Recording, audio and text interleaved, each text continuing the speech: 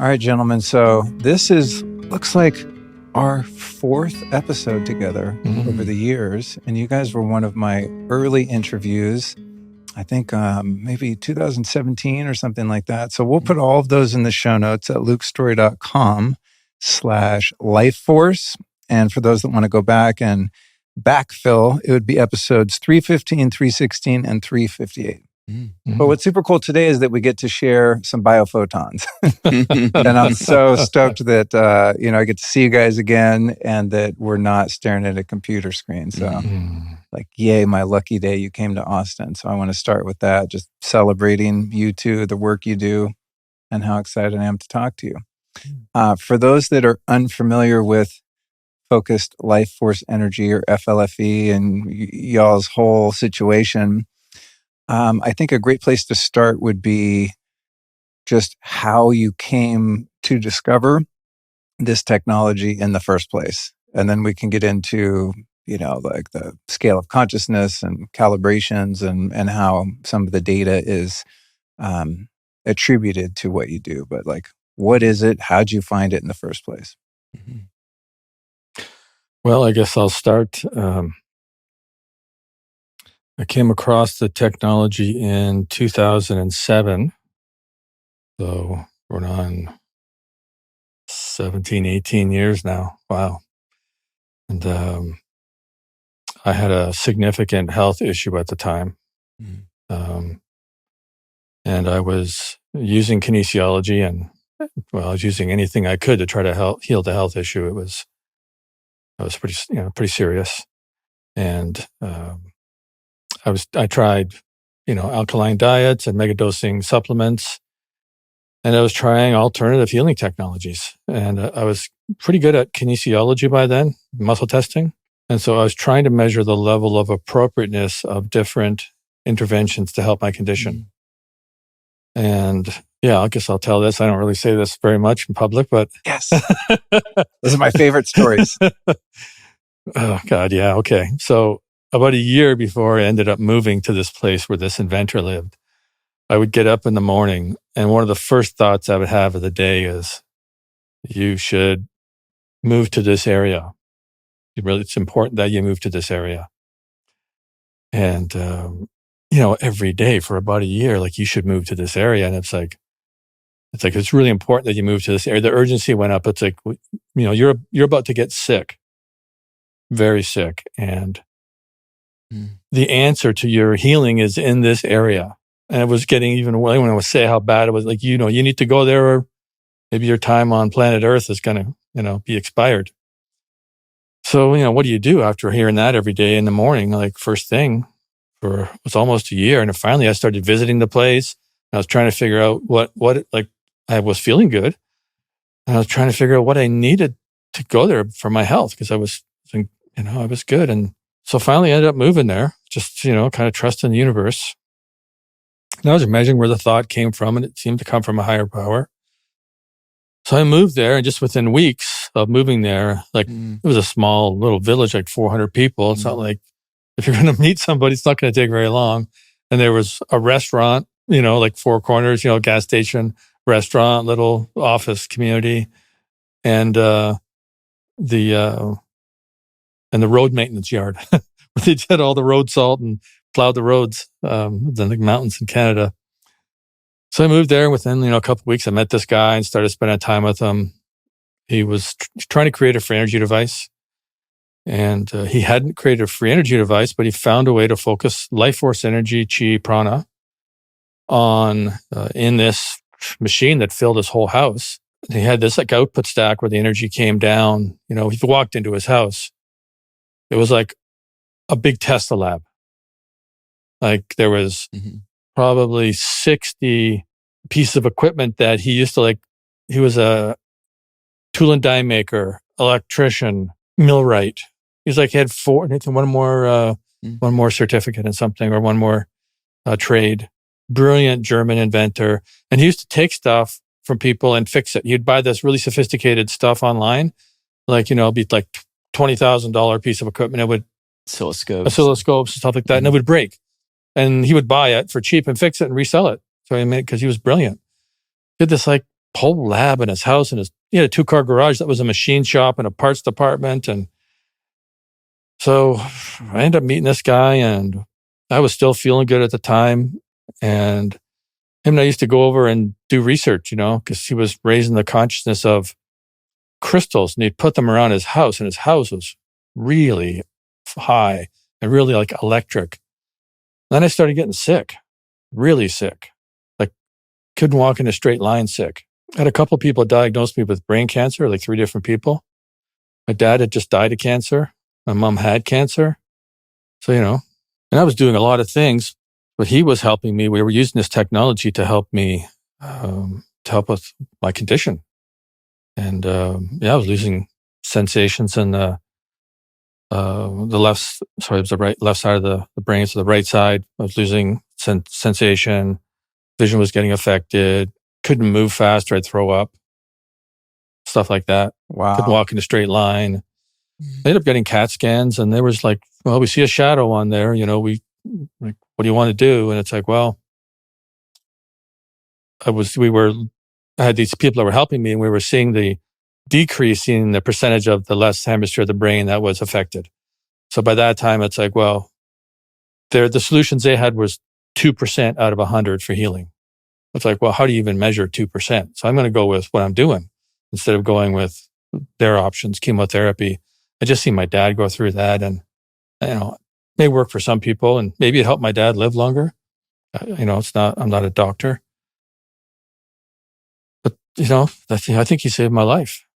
So you go spend time with him and be in the presence of this machine. Oh yeah, getting treated. Yeah, we would. So they had these input stacks where you'd take the available chi or prana from the air. It's it's around us everywhere, right? That's the energy that animates life. It is transferred from the air through the alveoli in the lungs to the micro nerves in the lungs, and it goes into the solar plexus, and it's part of what animates life for all humans. Mm-hmm. And so we were doing experiments. I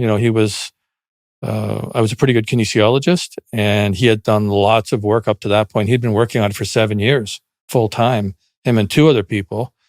And the 2 other people just ran out of money, after like about 5.5 years. One of them took a little piece of the technology and moved to the coast and created a healing practice, right? So he had some experience with healing. And other people had used versions of that technology to do healing, so it wasn't unprecedented. But that's how I came across the technology. And so I would go over to his house, after I had a coaching practice. And when I wasn't working, I was at his place most of the time. We were doing research, and he would treat me, and we were looking, we'd try find new ways to try to help me. And he helped a lot of people. A lot of people came to him. They heard about him. A lot of people, we started doing remote work. We figured out how to have the energy go to another person. That's a different story. But just how I came across it, that's how it happened. So cool. It's very Back to the Future. Yeah. Yeah, I just don't tell that much, because it's like where you heard a voice in your head every morning that said you should move to this place. People that listen to this show, at least the regulars, I'm sure are very familiar with intuition and inspiration, right? It comes to us all in unique ways, but anyone who's followed it has learned, oh, wow, that was real. When it's 150 days in a row, and you're at kinesiology, you can test the level of consciousness of the source of the thought. You can test your ability to translate it. Mm-hmm. You can test all these variables. It's like, okay, that thought's coming from some type of higher power. And at what point, Jeffrey, did you meet Clayten and get intrigued by all of this? Well, Clayten and I met through his coaching practice. So I was a client of his consciousness coaching.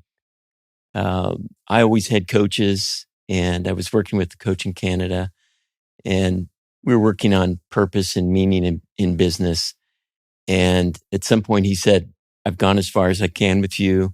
I want to recommend Clayten for business as a spiritual path. So that's the road. Quite an integrous move for a coach. It says a lot about the coach, right? To know the limitations. Yeah, because I was, we could have just kept the paychecks coming. Like, we're almost there.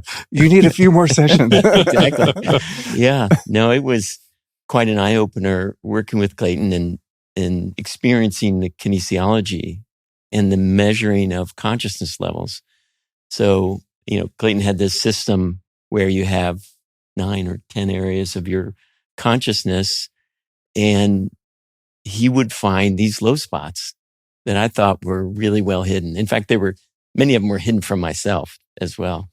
But I could over and over the accuracy of finding those spots, then doing the energetic medicine tools to change that, find that low piece in me and to work with it to come up and join the rest of the party, and then see the world change, see my relationships change. I had a big one with my father where I had this low place in relationship, and it turned out to be my relationship with my father. And once I healed that, it was just like, he went from being this towering, angry, powerhouse to being this little old, cute old man who just would go off once in a while, and we just enjoy it, right? It just was such a switch in my perception of the world. So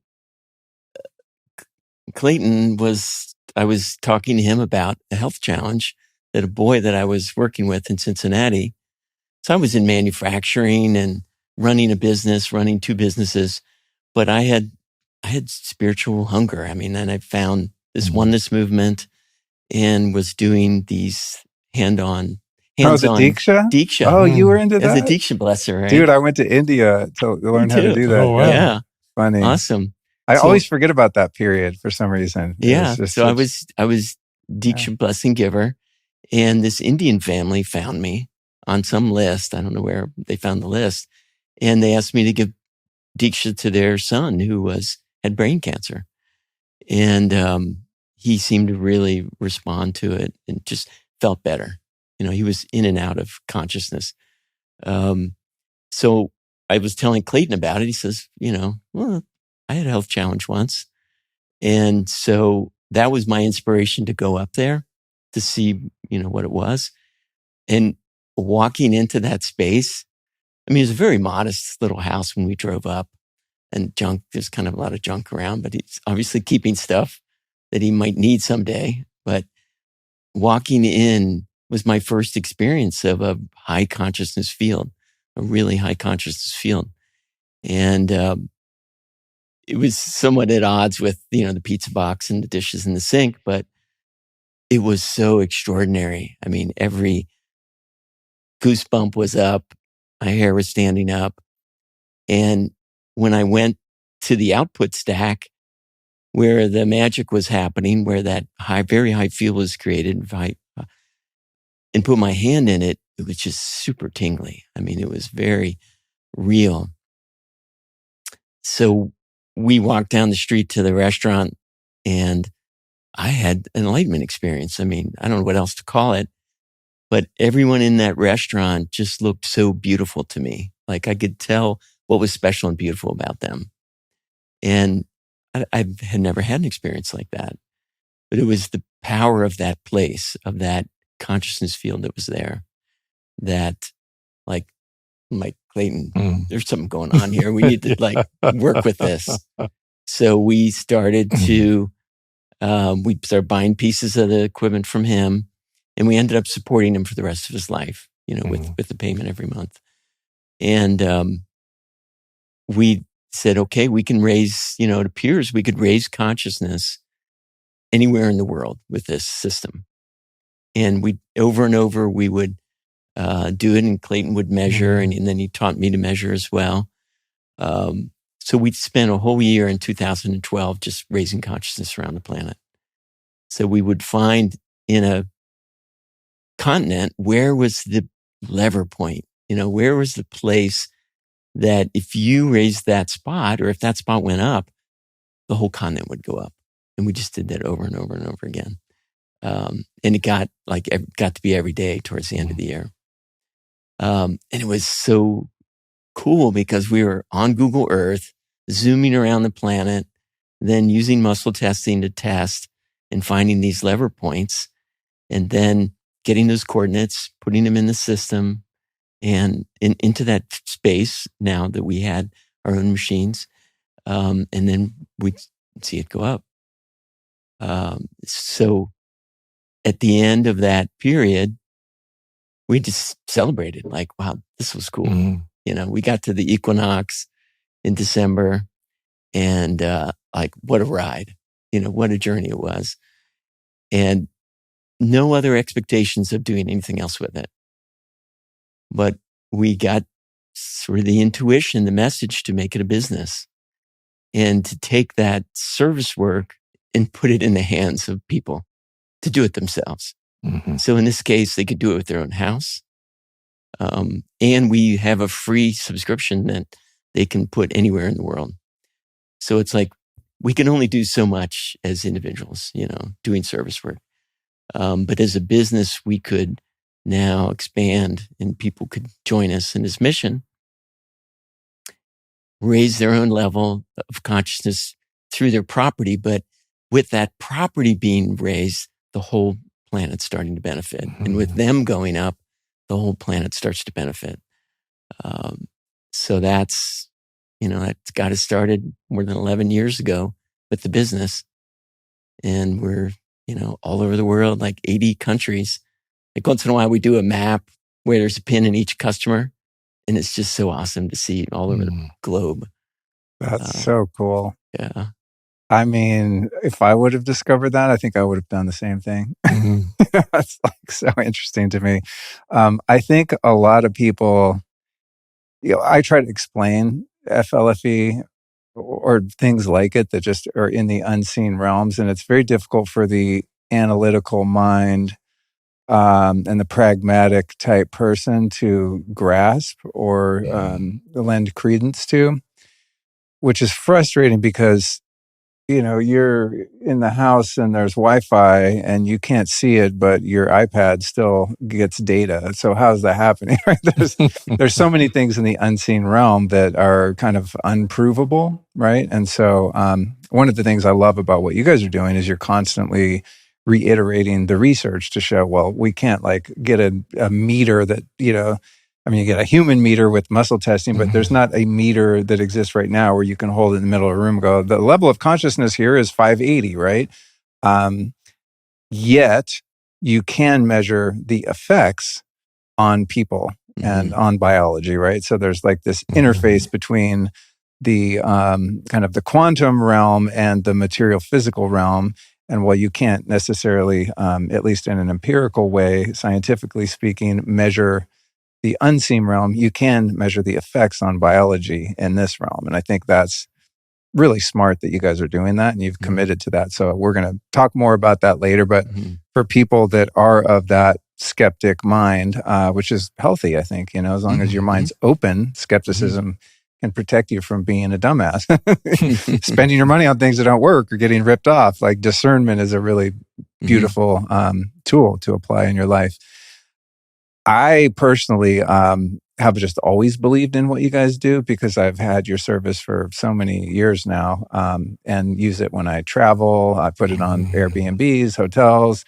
When I was in the hospital with my dad when he was dying, I put it on the hospital room, especially after I walked in and saw the Wi-Fi routers. I had a Wi-Fi router right above his head. Oh my God. And it would have made a difference in his case because he was beyond the point of coming back. But I'm just thinking, man, think of all the people in this hospital who are sick and they have, the oxidative stress machine right above their friggin' bed. So I put it on there. Even texted Clayten, and because in emergency situations, I don't want to bug you. If it's really important, I'll be like, dude, if you got a minute, could you calibrate this? And you let me know where my dad was at, which was really beautiful. Thank you for that. So to me, this is like easy. It's an easy opt-in. Like this is part of my lifestyle. This is just something I do. I'm FLFE for life. But I want to help unpack it in a way that people can understand it because it's not something that you can see. You guys could just be two guys that are like, yeah, we have this machine somewhere and you pay us this monthly fee and we put magic dust on your house, right?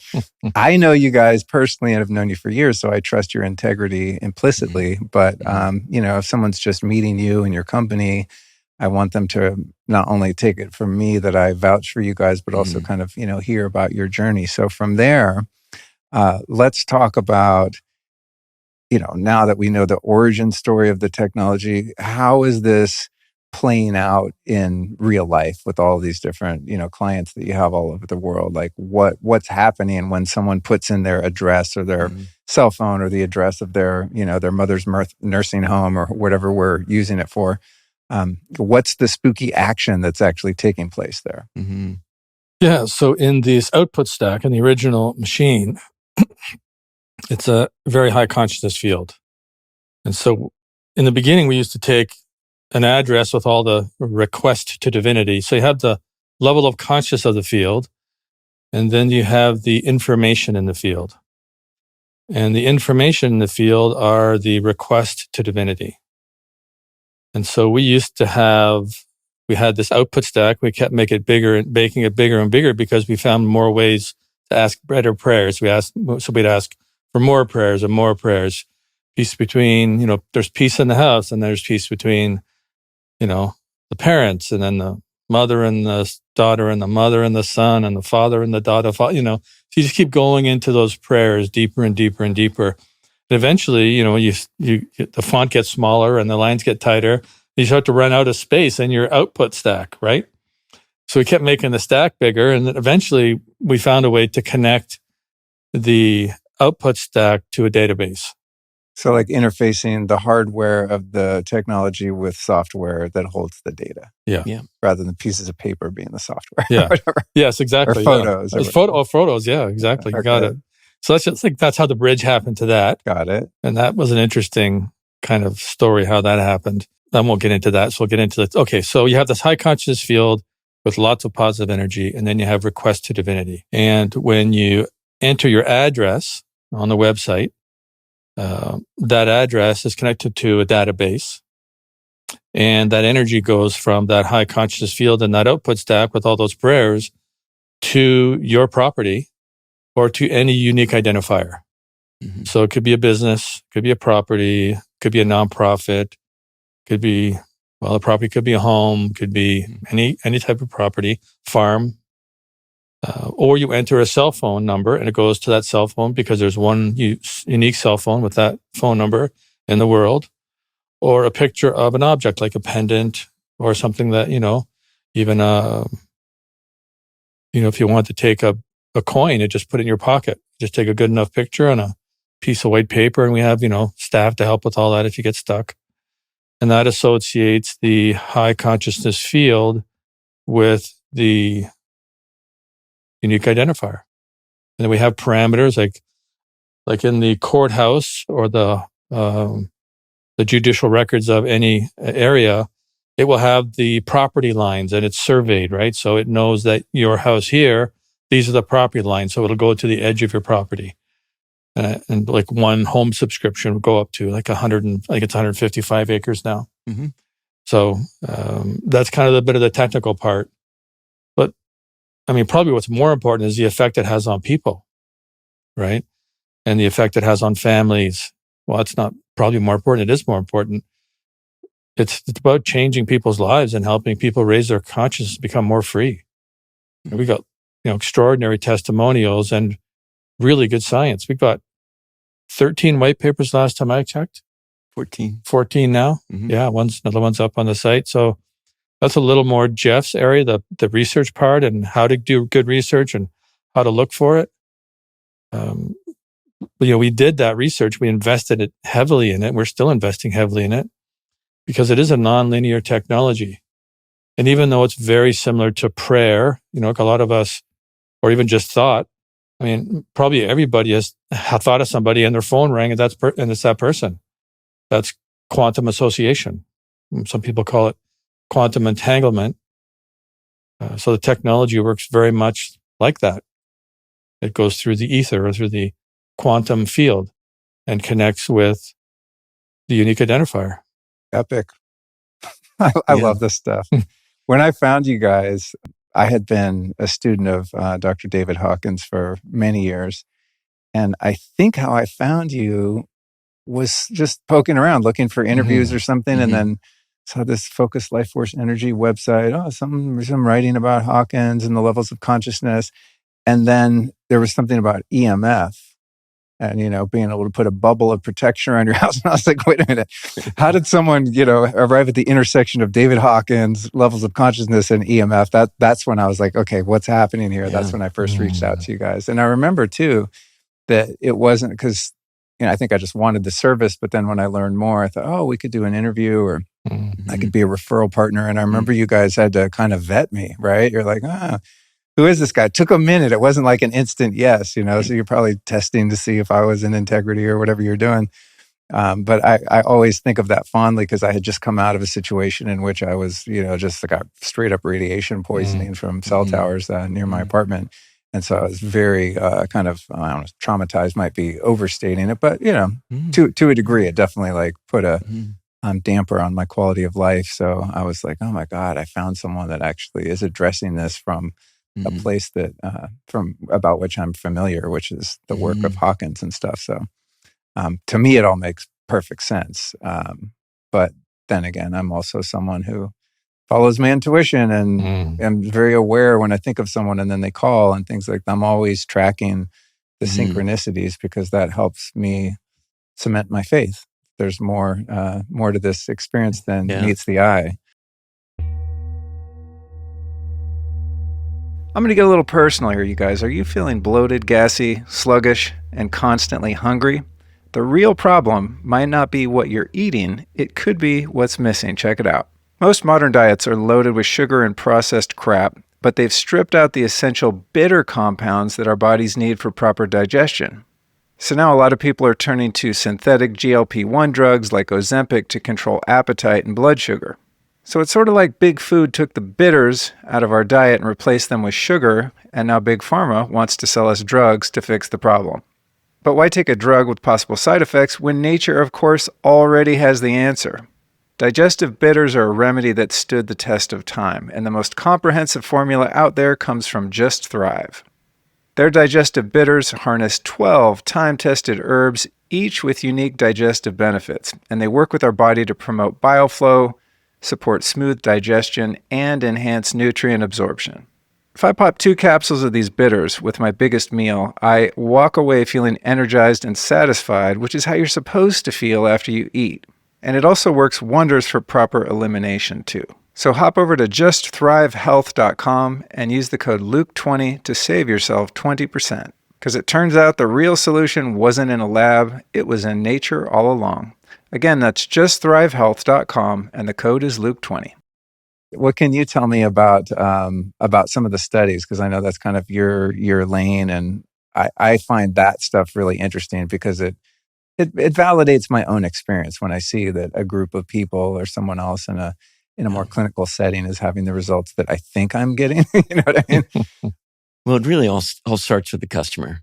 So we get so many testimonials. I mean, continuously written. And then we do webinars. So we're doing Saturday morning webinars now. So the European customers can come on. And, here's an example. What we're seeing is more resilience. I mean, that people are able to bounce back from really difficult times in their life. So we had a woman raise her hand to talk to us. She was from Madrid, Spain, PhD in psychology. She was educated in the US, very resourceful, very smart woman. And she said she had, really good life. And then this last year, she lost multiple family members. Her husband got stage 4 cancer, was diagnosed with stage 4 cancer. And she said, I fell into a well. I fell into panic attacks, anxiety, depression. And she knew what to do, right? She's a PhD psychologist, and she could not get herself out. And months and months of really suffering, not able to sleep at all.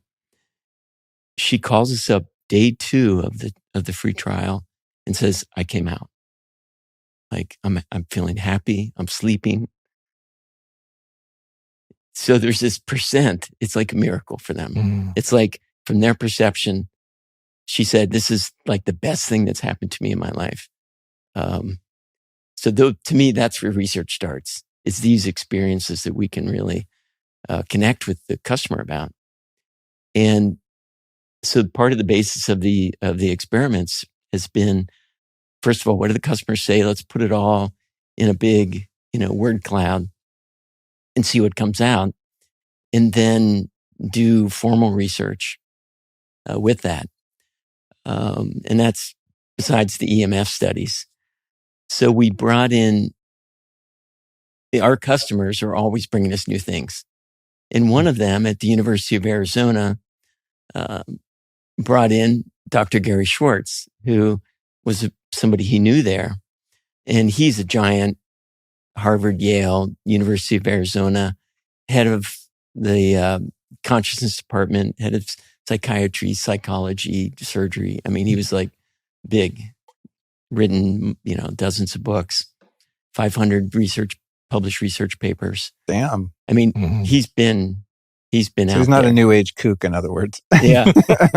But he's open. He's well, a true scientist skeptic, should be a positive. That should be one of the criteria to be considered Yeah. Scientifically reliable, right? Is open-mindedness. So he's a healthy skeptic, right? So he holds the position that might be true, might not be true. And so Lewis brought him in because Lewis had his own enlightenment experience in his swimming pool. It's like the vortex of the FLFE land, and it was in his swimming pool. And every time he went swimming, he would have these ecstatic experiences. So he jumped up in consciousness quite a bit. He had been doing Buddhist practice, for a long time. And then all it took was that little extra energy and the extra high consciousness. And so when he found Dr. Gary Schwartz, said, you got to go see these guys. You got to talk to them. Gary came in and didn't want to try it, wanted to stay objective. And for a year, he analyzed our data. And he is a statistics, professor. You give him some data, he's up all night. Like he loves analyzing data. It's just a very particular type of person. Yeah. I'm not one of them. Can you imagine? But I'm glad they exist. Yes. Well, and it's so fascinating to hear his statistical take on things. So he starts looking at our past experiment data, and then we started doing experiments, EMF experiments with him. So he helped us find a resource at the University of Pennsylvania who was an expert in EMF. We developed a 30-question survey of common EMF sensitivity symptoms. And so meanwhile, Gary is analyzing this, and he's like, oh my God, this data is really, really good data. I mean, he's measuring, I don't know if you're familiar with p-values, like a t-test is one of the tests you do on an experiment. Okay.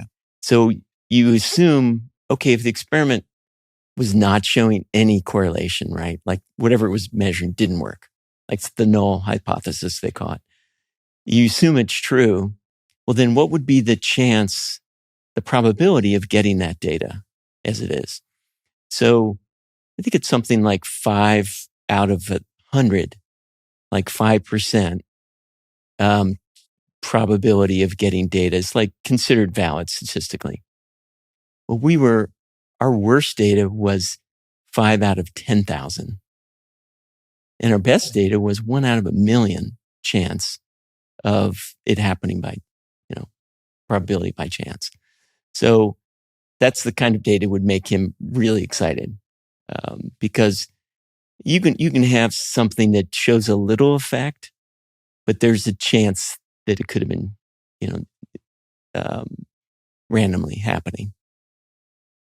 So after a year of analyzing, Gary went on the service, and he immediately had freedom from back pain that he'd had since he had a terrible accident when he was younger. Wow. I can't believe he held out for a year. Like I'd see a little bit of data and be like, I'm in. Was it $35 a month? Okay. It's like. No, he is like, he's the scientist. I mean, that's you hardcore. can imagine. Yeah, especially if you're having an issue like back pain, I'd be like, well, it passes the sniff test at least to give it a shot. That speaks volumes to his, his discernment and integrity to like wait until he had enough of it to actually try it. Because he would be influenced, obviously, by his subjective experience. Yeah. Objectivity would kind of go out the window if he had if he had no effect or a profound effect, right? Right. So really, he was observing us and the way we operated and the decisions we made around research. It's like the first EMF experiments we did, we decided not to do a placebo because people were suffering. I mean, do you really want to withhold treatment from somebody or not? It's not treatment. We're not doing medical here. Delete the word treatment from the record. Yes, we are. Support. How about that? Yes. Right. So do you really not want to withhold support from somebody who's really suffering? So we did. So the first series of experiments, everybody had the FLFE service and they knew it. And now we're running a much bigger placebo double-blind study with his. And this is where you're looking at the symptoms associated with EMF sensitivity. Yeah. The headaches, brain fog, vision problems, yada yada. All 30, pretty much everything that's been reported that people experience. So the first thing we had to do is validate the instrument. So the first study was a smaller pilot study. Is this instrument statistically valid? And so Gary did a lot of tests on the instrument to see if it was, because we developed it, and it was a survey. It was measuring the intensity of the symptom and the frequency. How often was it happening? And interestingly, almost all the studies, they were really close together, like almost the same. So what we would do is recruit people who were not on FLFE, who didn't know anything about us, and they would go on the service. Or first they would do a survey and they would get a baseline, and then they would go on a service after a period of time, and then we would do several. In some cases, we did up to 10 different surveys as people stayed on the service, where you just see what the progression's like. And what we found was in those first 2 weeks, there was a lot of healing and a lot of reduction in symptoms. At first, we looked at 2 weeks, we looked at 30 days, we looked at 45 days. We saw it was really happening in those 2 weeks, and then it would start to level off. But there was continued healing, continued reduction in symptoms. Just wasn't as steep as the first 2 weeks. So it really sort of validated our choice of 2 weeks for a free trial. Yeah. To give people an experience of what it's a personal, because it is so nonlinear, you've got to experience it yourself. One thing I like about your free trial too, I hope it's this way still, I know it used to be, is you don't it doesn't require credit card. Is it still that way? No credit card. That's that's the shadiest thing about free trials is whatever software, there's, it's such a common business practice. I've always been annoyed by that. Free trial. Oh, cool. I start signing up and they're like, oh, you have to put in your credit card. And then after the free trial, you're going to forget that you put your credit card in. And all of a sudden you're getting billed for the next 5 years, kind of in the background that you never look at on your statements. I've always found that to be super annoying. So thank you for having an actual free trial that requires the customer to actually have to go do the process of signing up again. Yep. Which means they have to have enjoyed it or felt something, or they're not going to do that. From day one. Yeah, I like that. So big change. It's now phone and home at the same time. Oh, cool. So both free trials start simultaneously. Oh, epic. I was just on my account today because I wanted to make sure it was on the highest setting when you guys came. And it was, but my phone's not on there now. So I'm like, oh man, I got to fix that. Tell me about, I want to hear more about the research because there's the Dr. Emoto stuff that's really interesting, but I feel like I'm skipping a little bit of context here in terms of when we're speaking to levels of consciousness, right? If we're setting up FLFE on our phone or on our home or hotel room or whatever, you have a slider on the website when you log into your account portal and it maxes out at 570.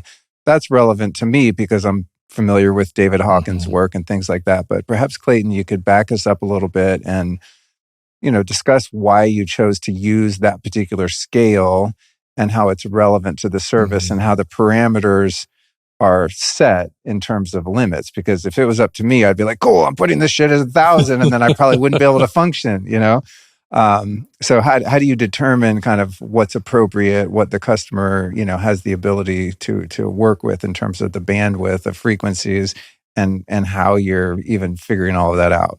Yeah. I really enjoyed that conversation about the science. It's good to hear it again. Right now, we have 160 people on the double-blind EMF study. I thought I'd mention that in case you forget. Oh, wow. That's substantial. Yeah, Jeff's leading that. And Cool. One of the things I like about Jeff is he's kind of understated, but 160 people is serious. And yeah. So, okay. So there's let me see here. The Hawkins map of consciousness. It's a logarithmic scale from 1 or 0.00001, multiple zeros to infinity, right? Infinity is the God or divinity, universal consciousness, whatever you call that energy. In the human realm, it's 1 to 1,000. So 200 is integrity, 500 is love. On the Hawkins map, you use muscle testing to determine the levels. So we do a lot of testing. We have about 7 people in the office now that do testing. So some test free trial, some are doing different types of research now. We're training a community of testers. And as I want to come intern so I can learn how to muscle test. Yeah, well, we talked about having you up. Dude. Having you up. Man. Yeah. For years, I'm like so pissed I have not learned how to do it because I just know it could be so life-changing. So anyway, that's just me kicking my own self in the ass to finally figure out a way to learn. So carry on. Well, it's not like you don't have anything on the go, but yeah. So when I went and seen Hawkins in person in LA, this is I don't know, 2011 maybe. Everybody that stood in line got to ask him a question. Of course, I was in line with 400 other people, whatever many it was. Dude, did I ever tell you I've heard you on that recording? Yeah. It was like in Long Beach, I think. Yeah, I've listened to that recording. I mean, I don't know, dozens of times, if not hundreds. And after I met you, I realized I'd been hearing you ask that question so many times. I was like, oh shit, that's Clayten. That's my boy. Yeah, I heard that from people. Hey, I just heard you on a Hawkins video. It's like, So I was asking a question. What I tried to do is I tried to sneak 2 questions in at once. I thought I'd get one over on him, but I didn't. So he said, I asked him a question. He said, well, let me test that for you. And he said, it is in the highest and best interest of all creation that Clayten take this course of action that I was questioning about. So what I learned from standing in line for 2 hours and being in the presence of a solar windstorm of light. I mean, as I was getting closer to Dr. Hawkins, my knees were getting weak. I mean, the guy ahead of me, Wade, I don't know, you know Wade? Yeah, Wade. Wade. I've heard Wade on the tapes too. Yeah. Funny. So Wade was right ahead of me. From Bioptimizers. They're one of our sponsors. Yeah. So I'm standing behind Wade. And Wade is like the 5-time all-natural bodybuilding champion of Canada. Something like that. Don't quote me on it. He's like super fit. And I'm behind Wade and I go, Wade, is it just me, man? I'm like, I can hardly even stand. And I'm looking at the people on the stage and the chairs that are like on the corners to usher people in and out. And they're like, hardly can sit up. The energy coming from Hawkins was just like, we said, I can hardly stand, man. I feel like I'm in a sandstorm of particles of light coming from Hawkins. So we're, getting ready. And it's hard to keep the question in your mind, right? Because you're like, getting all blissed out. So I go up and ask this question. And then, so that's the universal wrench of the kinesiology world, in my opinion. It is in the highest and best interest of all creation to take this action. And then, you can scale the level of appropriateness of the options that you have, right? If it's in the highest and best, the way I interpret that is it's integrous, or it's over 50% in our regular school scale, or it's over 200 on the Hawkins map. 200 is integrity, 500 is love. So we use that calibration a lot. And I think as a company, we've done 14 million calibrations now, right around 14 million. I've done 10 million, 400,000-ish. It's just part of day-to-day life. I do 20,000 a month in my role, just kind of checking things and doing research. So when you first learned to do the muscle testing, did you require another person's arm? I did it in a Hawkins triad. I always did it in a triad in the beginning. There was 3 of us. Okay. Yeah, it was. So you did a lot of practice with another person's nervous system before you learned how to do your own ring finger test deal. Years of practice. Okay. Crazy making. Yeah. Because I've had a few starts and I'm just like, oh man, I try to get Allison to do it. His arm gets tired. Yeah, I don't really know. Although once, I got to say, very, very early on when I discovered Hawkins, I did a test with a friend of mine, and I had him hold a Bible with his eyes closed, and he didn't know what it was, to his chest, and he was strong as shit. And then I put a Charles Manson book or something, something low vibe and weak. And I was like, okay, I did one.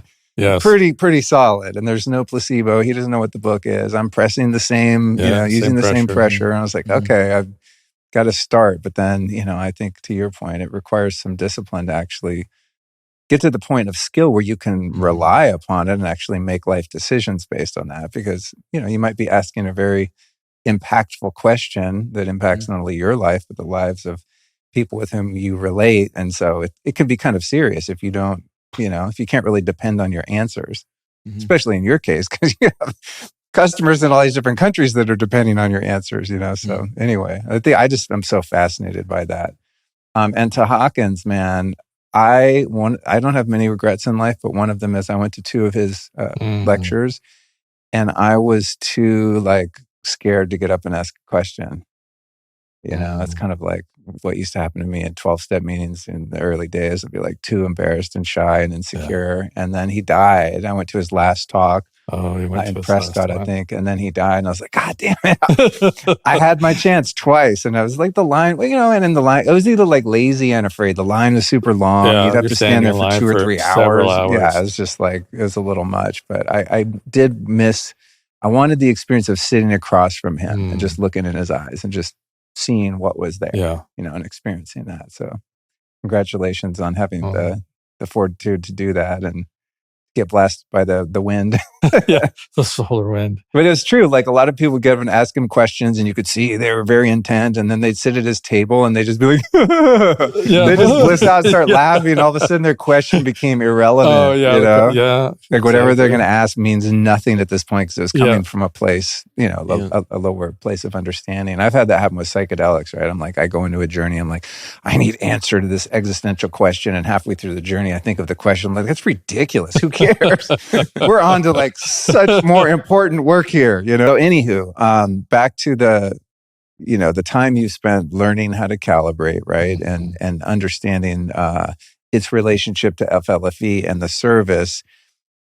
Tell me about the parameters and how you're able to keep, your customer base within a safe range and not allowing people to get blown out from going too high, et cetera.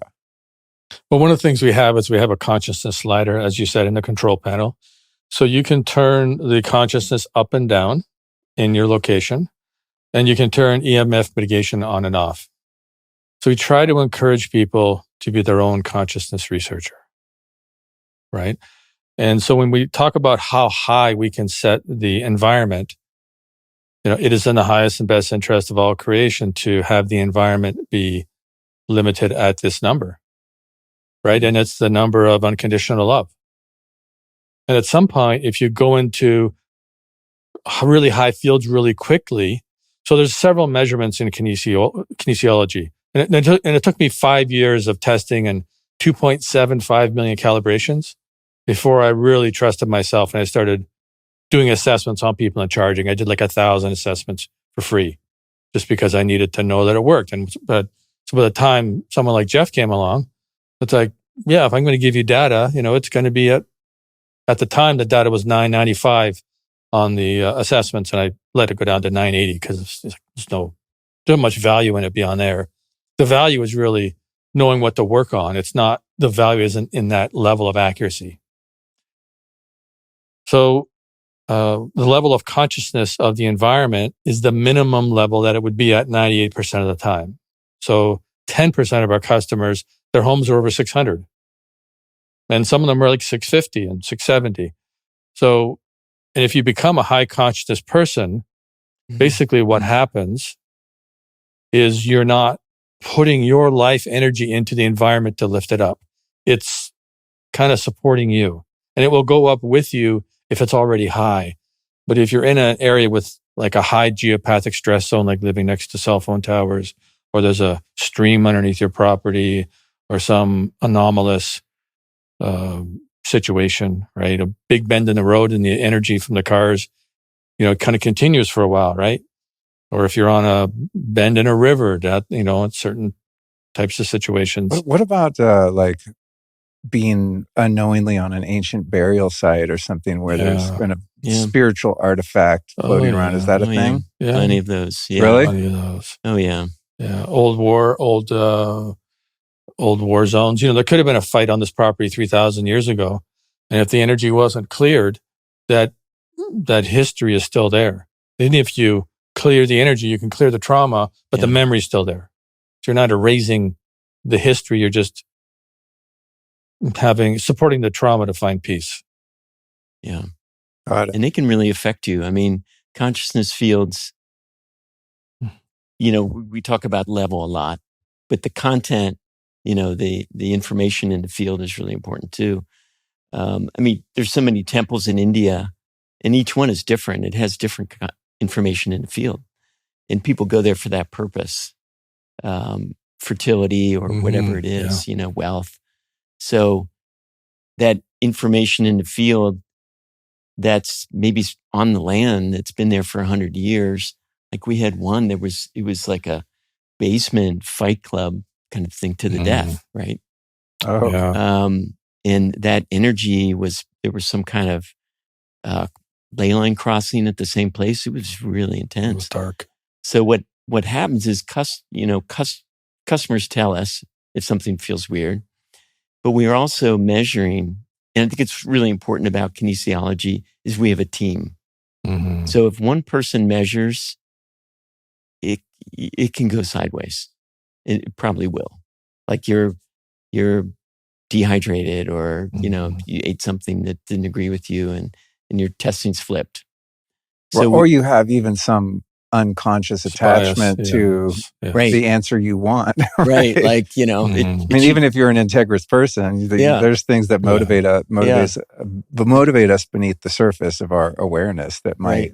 Like my LOC is, my level of consciousness is 1200. I tested it. It's true, But that team is so important. So we have a team of 3 that test the level of consciousness of the properties every day, during the week. And then Clayten tests their testing. Mm-hmm. And I do occasionally as well. So it's like we're testing that their testing is accurate, and they have to reach the same conclusion, all 3 of them, for them to make note of it as an answer. So that's a key piece here, is having a team. Yeah, that makes sense. Mm-hmm. Yeah. Cross-checking. Mm-hmm. What do they say? Dot in your eyes, crossing your teeth. Yes. Right. Okay, so if 570 is, what you've determined to be the most appropriate kind of maximum setting. You mentioned the guy who had this experience in his pool. Is there any future world in which someone like me, for example, could make my pool 800, but only that and not the rest of the house? So I know if anyone gets in there, they're going to start having, a samadhi experience or something. Well, we have some advances coming. Cool. Yeah. Cool. And you will be testing them probably among the first. I'll do it. Yeah. Because I'll even test the ones that aren't safe just to take one for the team. You won't be testing if they're not safe. Yeah, I know. But that's the thing. It's like when you guys sat down, you said you set this particular location in the house at 700, which is a really high field. And I feel like clarity of thought and articulation is pretty easy. It's going well. I feel alert. I'm not totally blissed out, but is there a risk of someone becoming kind of non-functional. I mean, apart from FLFE, but I mean, you hear about people that have an enlightenment experience and they sell all their shit and like move to the middle of nowhere and they become a renunciate, and it might be great for them, but they let their business and family go and, you know, all this kind of stuff. I mean, it can be very disruptive to your kind of life path to achieve very high levels of consciousness. If you're not kind of prepared for it, or you're not willing to let go of what you might be called to let go of, and so on, you know? And that's why we've been cautious in that. And now with higher levels, which we'll explain to you when it's ready, but the back end's getting built for it right now. Cool. We'll be there, but it won't be on all the time. So you would have to take action. Right. So not like now you have the boost feature. Yeah. Right. Like I'll use the boost feature if I have to make a really scary phone call. I don't like confrontation. If I have to make a confrontational phone call, which I avoid, but sometimes life calls for it, I'll go, I got whatever it is, 2 minutes at 8:50 or something. Like, boom, I hit that, then I pick up the phone and do the thing, you know? So I think that's a really cool feature, you know? I mean, it takes a second to go on and like do it, but if you have a moment that you need extra support, I think it's a pretty cool feature to have.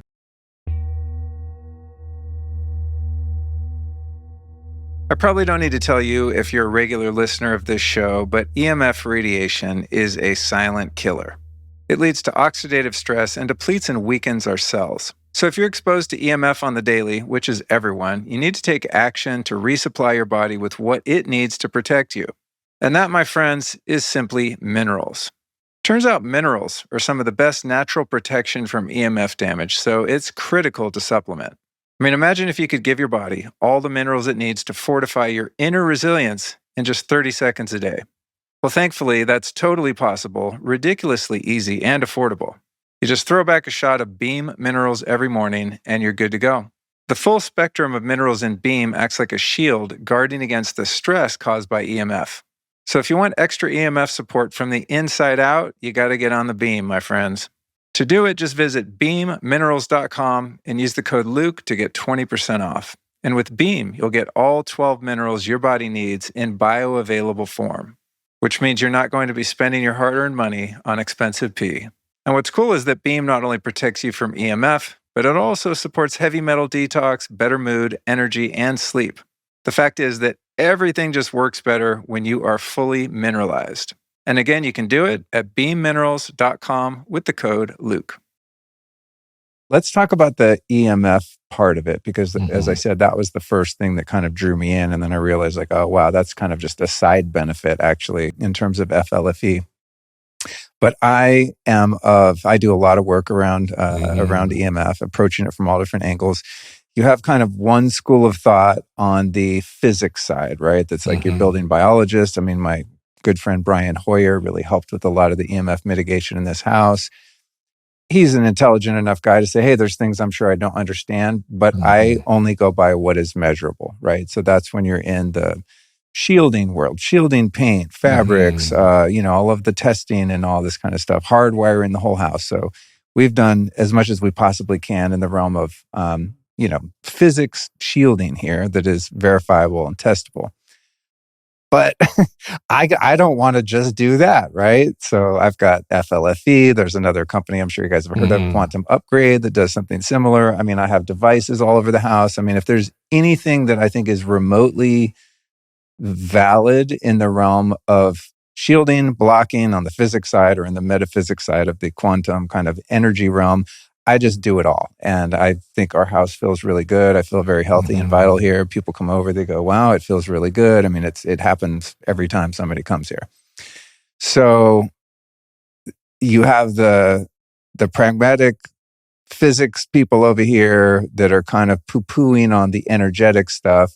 And then you have the energetic side. I'm being very broad here in my generalization, but you have not you guys necessarily, but people on the harmonizing side that are like, you don't need to do any of the blocking and shielding. And you could, in fact, be harming yourself by cutting yourself off from these cosmic energies. So just harmonize the environment. Don't worry about blocking and shielding. I'm somewhere in the middle, as I said. So I just do everything because I'm just a maximum kind of person. And I just am so irritated by EMF that I want to fight it from every possible angle. Mm-hmm. So that leads me to the real question for you guys is, at what point did you discover that the EMF mitigation was something that the FLFE energy provided, and what was the inspiration to kind of make that part of the offering? Mm-hmm. Well, it started with The customer. like with always. So we have this guarantee that the level of conscious of the property will be at the level set on your consciousness slider. That's what we call that slider. 98% of the time or more, or you get it for free until we upgrade it and fix it. And we test all the properties every Saturday in a batch test. And we started getting the odd property that was below the level on the slider. So we would call the customer and it's like, well, we noticed the level of conscious of your slider is like 540. You turn it down from 550, it defaults there. But the level of property is only 510. It's like, is there anything, that you've changed in the environment? Well, we just put a new smart meter in. They just put a new smart meter on the house last week. Or I just put a new router in the house. Or the new cell tower went up across the street. Or a 5G tower went up down the street. And so what we discovered was, from a consciousness point of view, there's two types of EMFs. There's consciousness lowering and consciousness raising. So when we look at it, I guess, from the point of principles. What are the principles that you want to have with dealing with EMFs in our lives? So some of them are positive and some of them are not. Right, like the sun. Sun's positive. I love that you brought that up, because I'm always being so harsh on EMF, and it's like, oh, we need the magnetic field of the planet, right? We need the radiation from the sun. It's like, it's not all bad.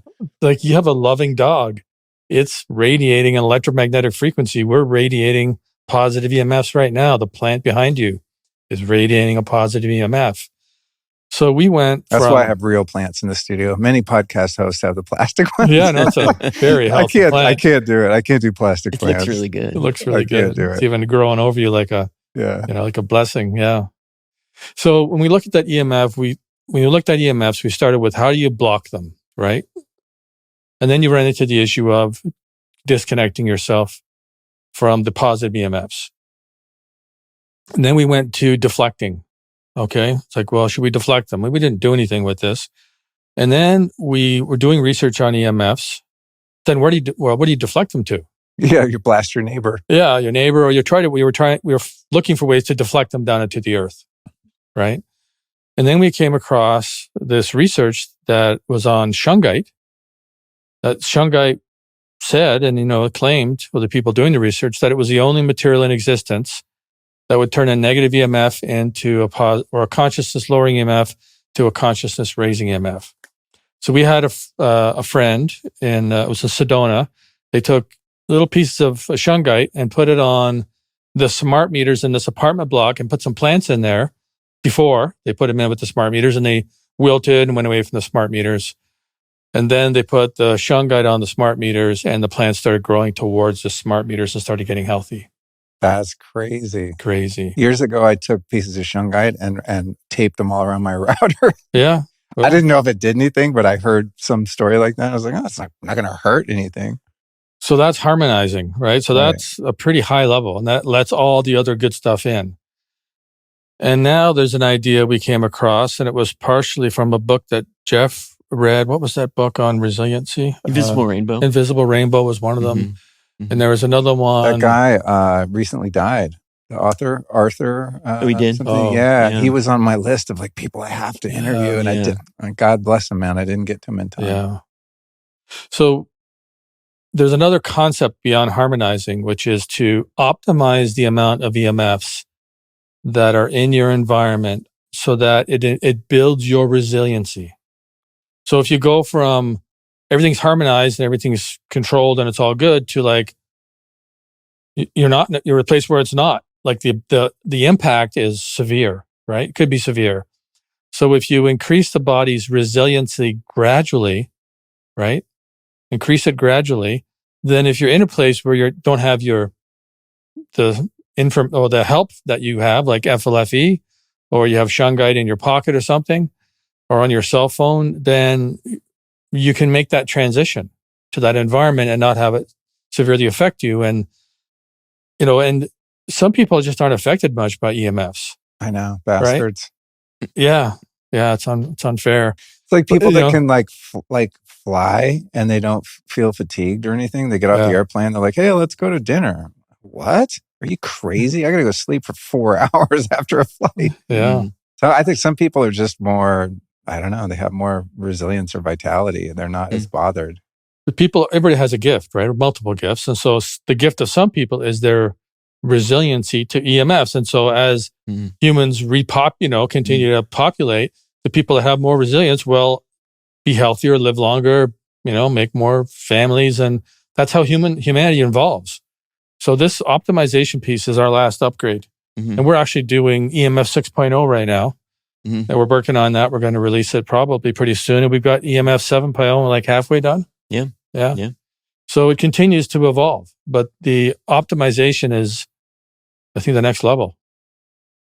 Epic. Well, I like that you brought up the resiliency piece because I think that's like the real linchpin of the harmonizing side of dealing with EMF, right? And because it's not going to show on an EMF meter whether or not you have some device in your house or service on your house.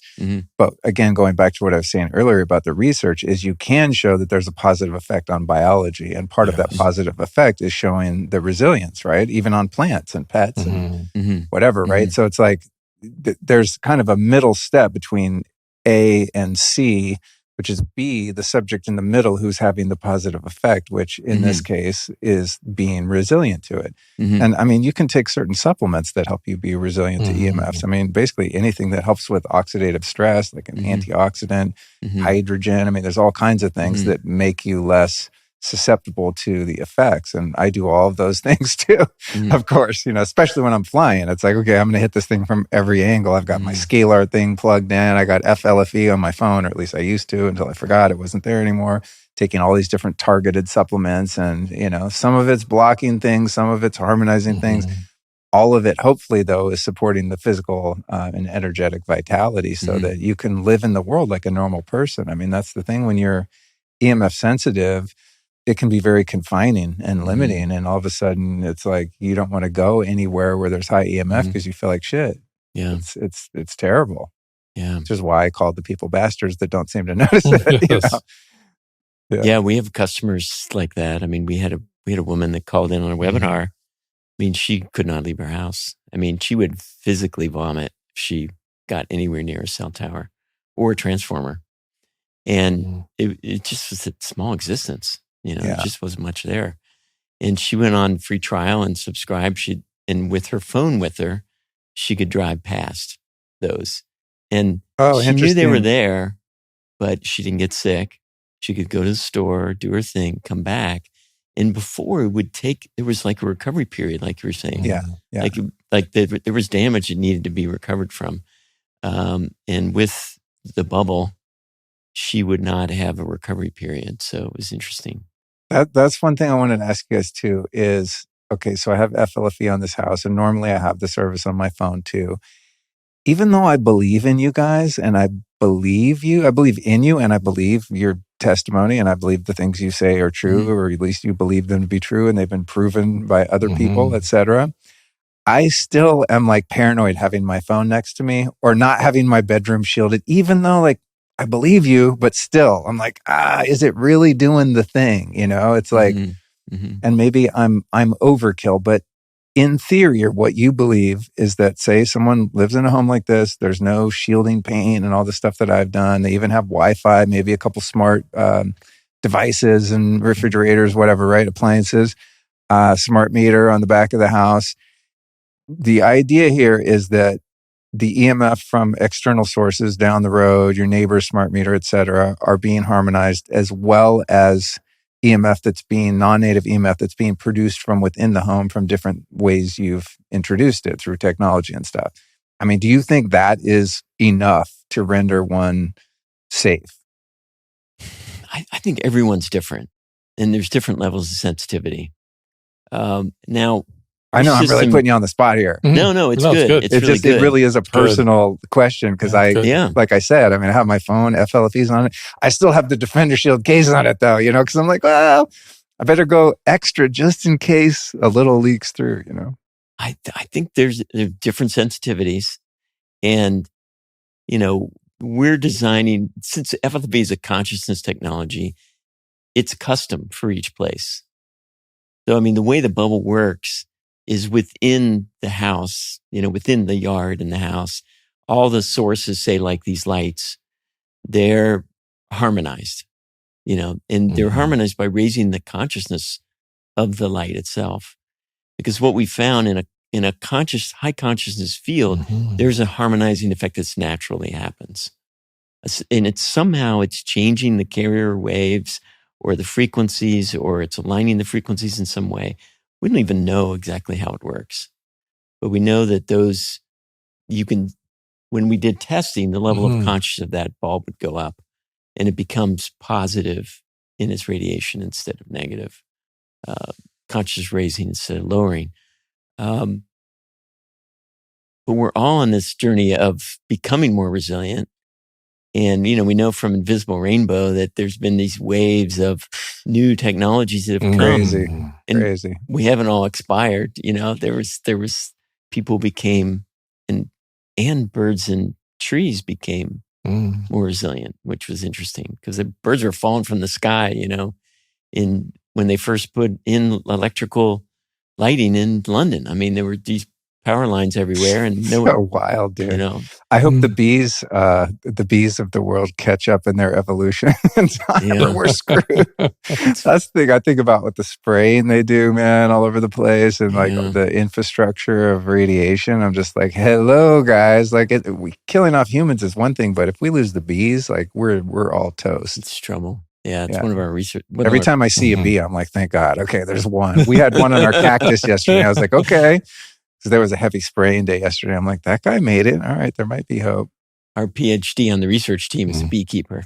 Oh, no way. Yeah. So bees are one of our service projects, and we want to get more and more into it. And she's met another master beekeeper in the Nelson area, and so we're gonna do some. So the big danger is overwintering. That they don't survive that because they're weaker. So we're going to do a project with them to see if we can protect make that. High consciousness bees. Yeah. I want that honey.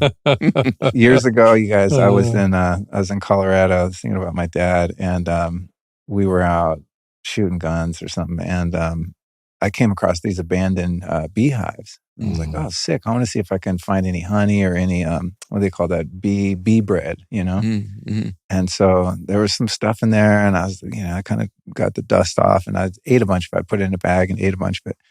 And then I got super, super sick like the next day. I mean, like I've never been that sick in my entire life, like flu kind of symptoms. And I had to go give a talk in Aspen. And I showed up because I don't cancel gigs. It's like a weird thing I have. And I was like crying. I mean, it was a basket case. But I realized, I think afterward what had happened was the colony collapse was probably from glyphosate spraying in the area. And I think I got glyphosate poisoned from like foraging that freaking, honey. Yeah. So word to the wise out there, people, don't eat, bee products when you don't know where they came from or what they've been exposed to. Because it was in Grand Junction at the time. It was a very, agricultural area. Right. I was like, that had to have been it. There's like nothing that would make you that sick. So anyway, so with the EMF thing, tell me about something new I saw on the site today. There's one tab, and I didn't click into it and research it, but it was like a different tab that says shungite. Is that like an add-on thing where you can specifically amp up the frequency of shungite? Yeah, so 5.0. So there's been an evolution continuously of the EMF service as things change, and because we know how important shungite is, and we're using the energetic essence, the signature of shungite in the service, we realize as things amp up, physical shungite on your body, within your aura, is really important. So, and we've now, this upgrade of FLFE was to kind of enhance that physical shungite that's on your body to go in your to create an entire bubble around you. Instead of just being right there, Okay. it's your entire bubble. So it makes a big difference for people to have shungite, at least 7 grams. Really? That's the minimum. Yeah. Really? But for So sensitive could I people, buy shungite on your site? Did I not click deep enough? can, That's what that. yeah, oh, you okay, can. okay. Yeah. Yeah, we have it all verified to make sure it's real shungite. Cool. So you're going into the physical realm a bit there. Yeah, and we're noticing that, our service provides relief for, let's say a high percentage of people. And 5.0 allows us to help another, like a few more percent. And then 6.0 is going to be a few more percent because it's those people with those high sensitivities that are just suffering. I mean, we had customers that couldn't walk through an automatic door in a grocery store without having a reaction, right? They can't even go get groceries. And so they've gone on FLFE and it's like, okay, their symptomology has gone down 80% from walking through that door. Well, is there something we can do to get it down to 90? And we figured out shungite in your physical aura. There's something else we can do that if it's not in your physical aura. Right? Okay. And then now we got 6.0 is better. And then we got 7.0 that's halfway done. So, if our success rate was 90% with 80% of the population, I don't know how we'd measure that. But now it's maybe 92% with 83% of the population. So we're just going to keep working at it. That's epic. Now I'm going to be going through the airport security with pockets full of shungite.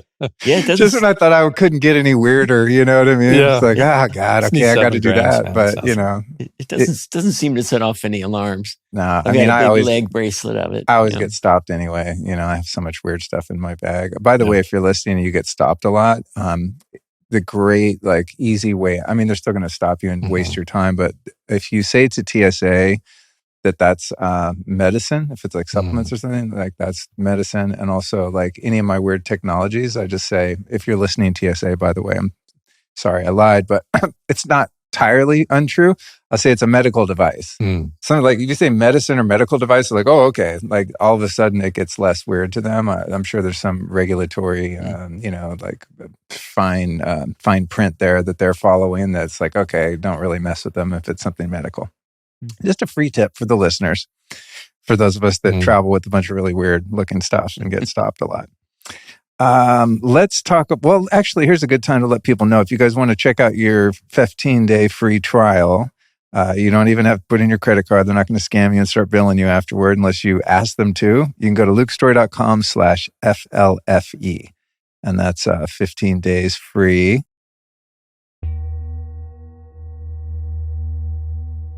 I'm sure you've noticed that mushrooms are everywhere these days, from your morning coffee to pre-workout stacks and everywhere in between.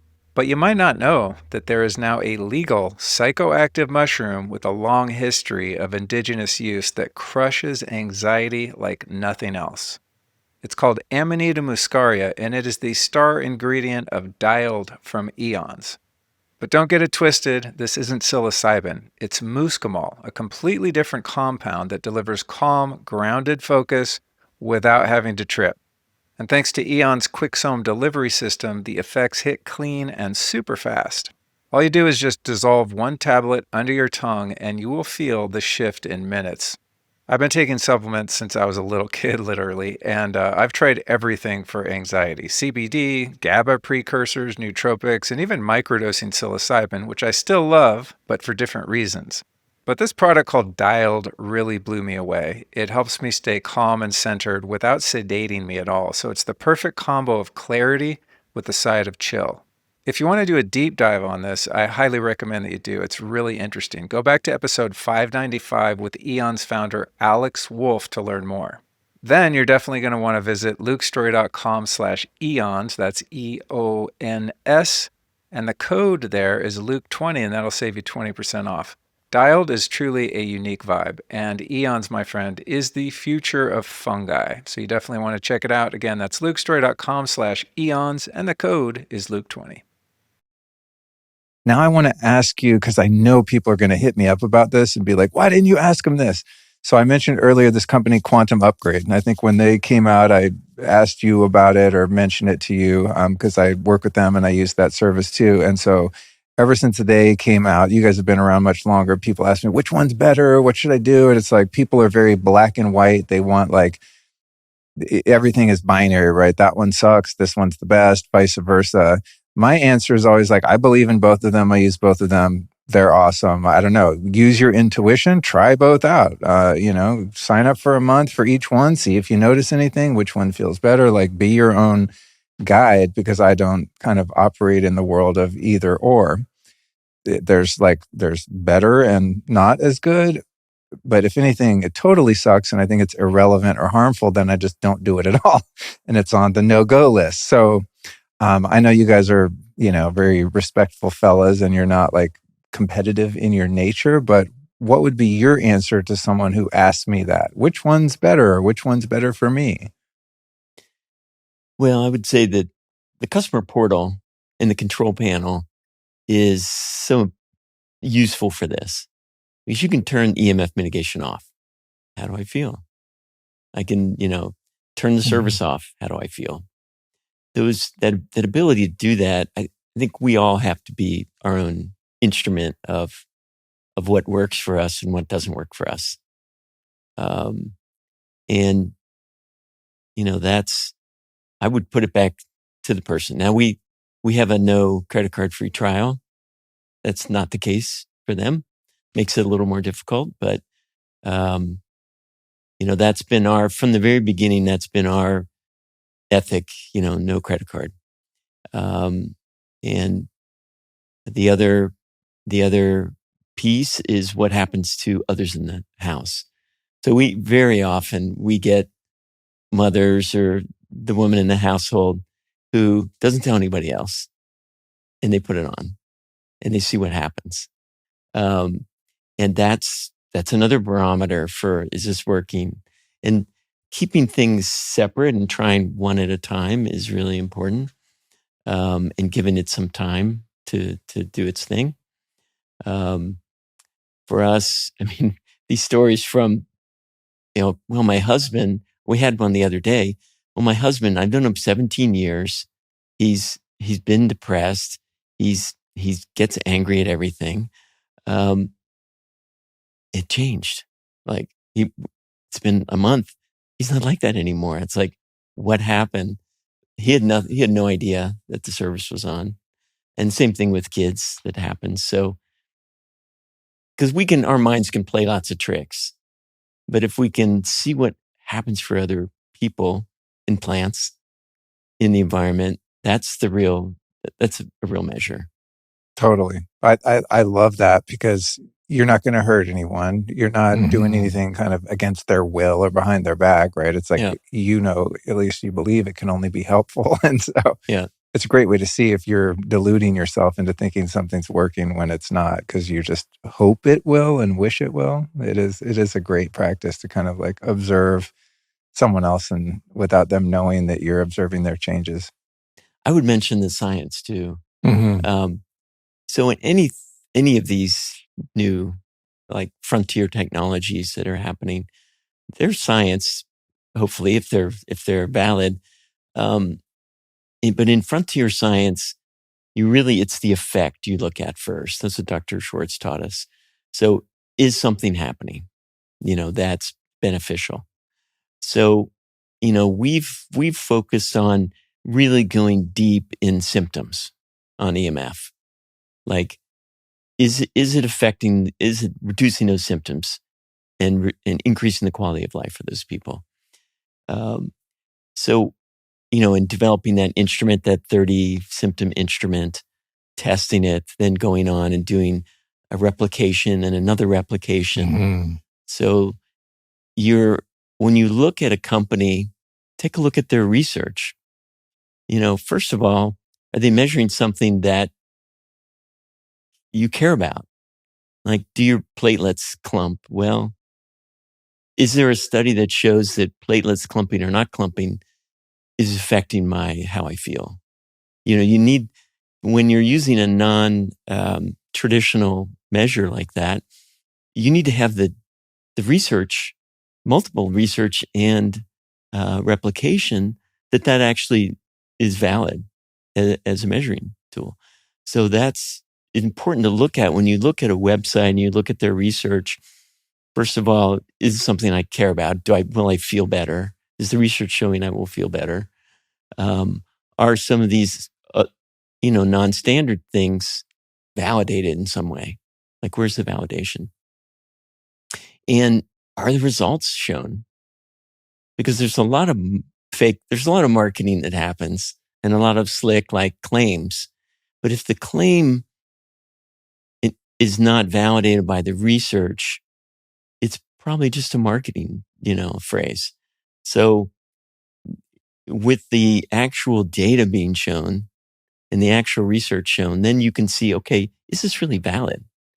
And Gary's taught that to us from the beginning. Like, what are your claims? What's the basis of that claim? Kinesiology, we'll be coming up on a kinesiology study at some point with him. He's got it on his list. But when you're on someone's site and you're looking, is the data there? And are there statistics there? Like a t-test is a type of statistical analysis, like we talked about it, with a p-value. Could this have happened by chance? First of all, how big is the study size? How many experimental subjects were there? How many data points were there? But even a small study size can be valid statistically.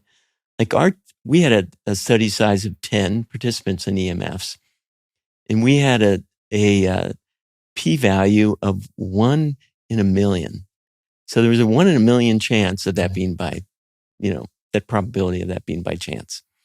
So you really, if you're doing a frontier science, you want it to work on 2 people. You want it to work on each person. So a small sample is not necessarily bad, but then you need a validation with a larger study, and you need another validation with another study.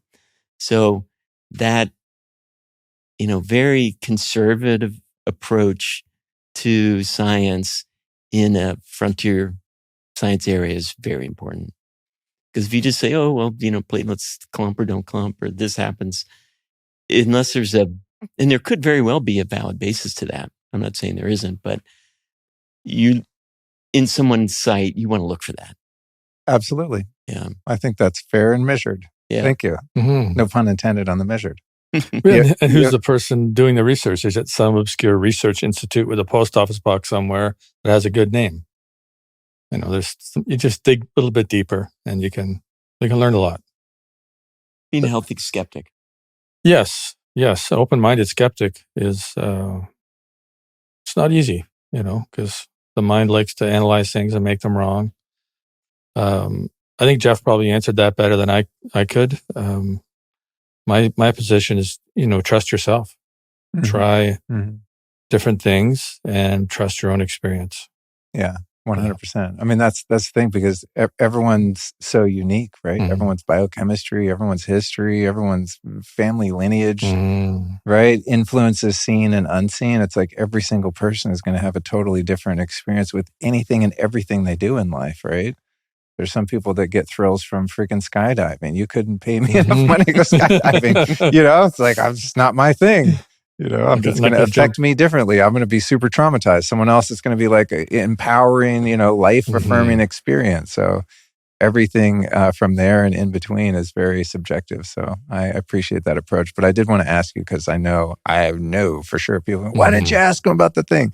Yeah. And I think both of your answers are great. And I would reiterate that. It's just try different things and see what works for you, man. It's like, you're the one that knows. You're in charge of your own destiny, and you're your own best test subject, right? I mean, I get people send me supplements all the time, and I was like, look at their website. It looks legit. I take it. Sometimes I go, holy shit, this is incredible.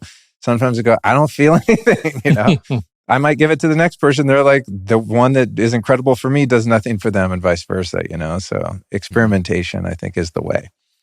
Well, fellas. Oh, no, I got one more for you. You've talked a little bit about a couple of your future plans and things you have in the pipeline, but thinking like big vision, long term, what do you see as the highest potential for the work you're doing with FLFE?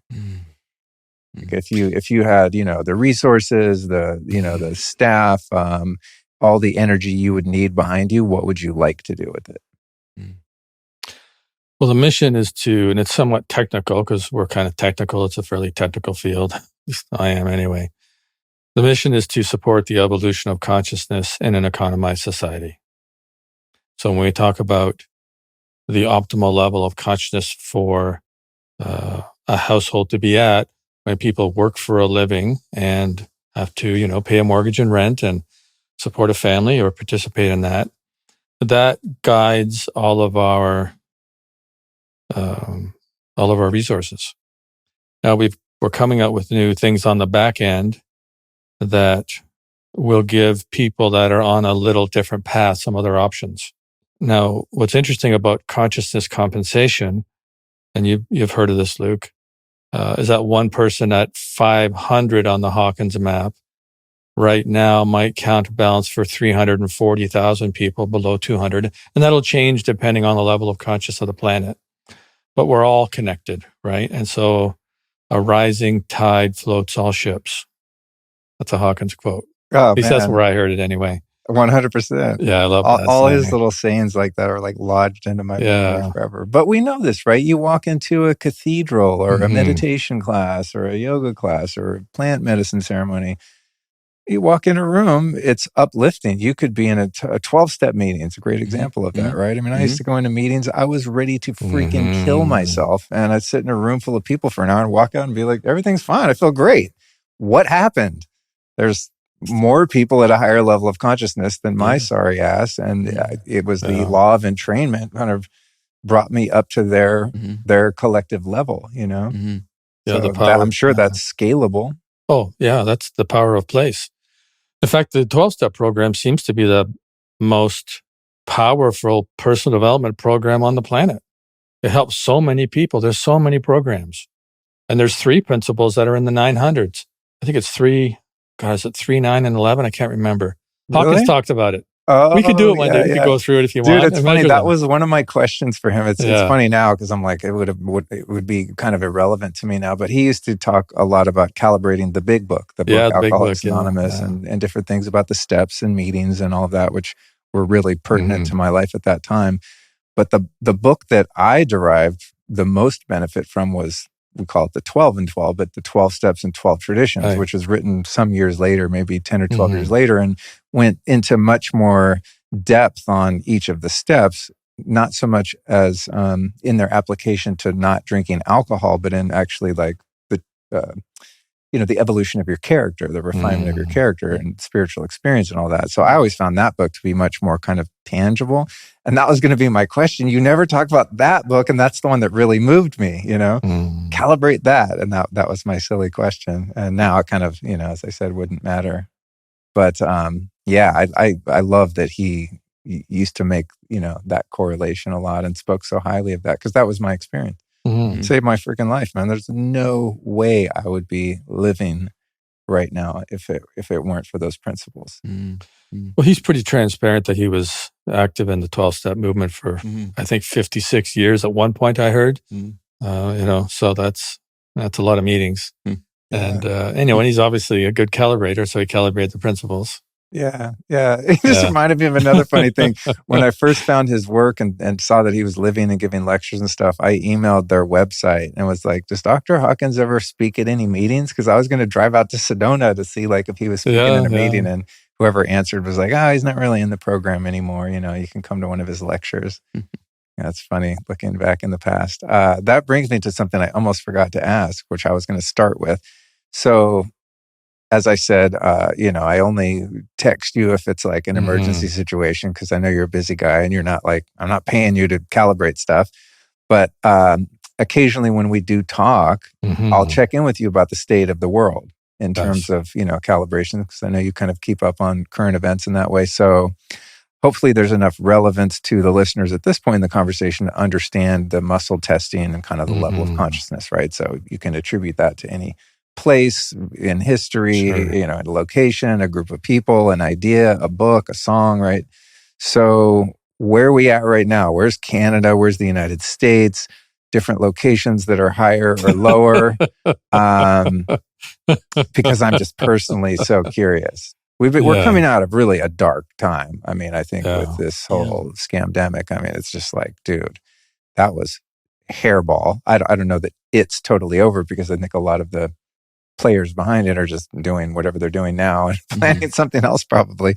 But things got pretty gnarly there. And I feel like in general, there's kind of an upswing, at least in the United States. The morale is a lot higher. There's, it seems to be people are actually maybe getting convicted when they commit crimes and things like that. Shoplifting has gone down, But anyway, what have you tested recently? World leaders, places, where are we at on the scale? Well, my process brain wants to finish the other question first. Is that okay? No, go ahead. Yeah. And then we can talk numbers at the end. Please. I wouldn't mind finishing. Yeah. I'll let Jeff answer that question. That's a good question.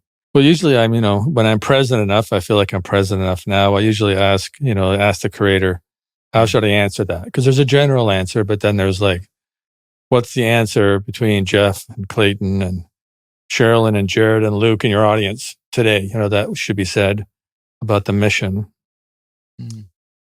And, to create the optimal conditions for the evolution of consciousness and an economized society, you could say that's just raising the level of consciousness of the planet.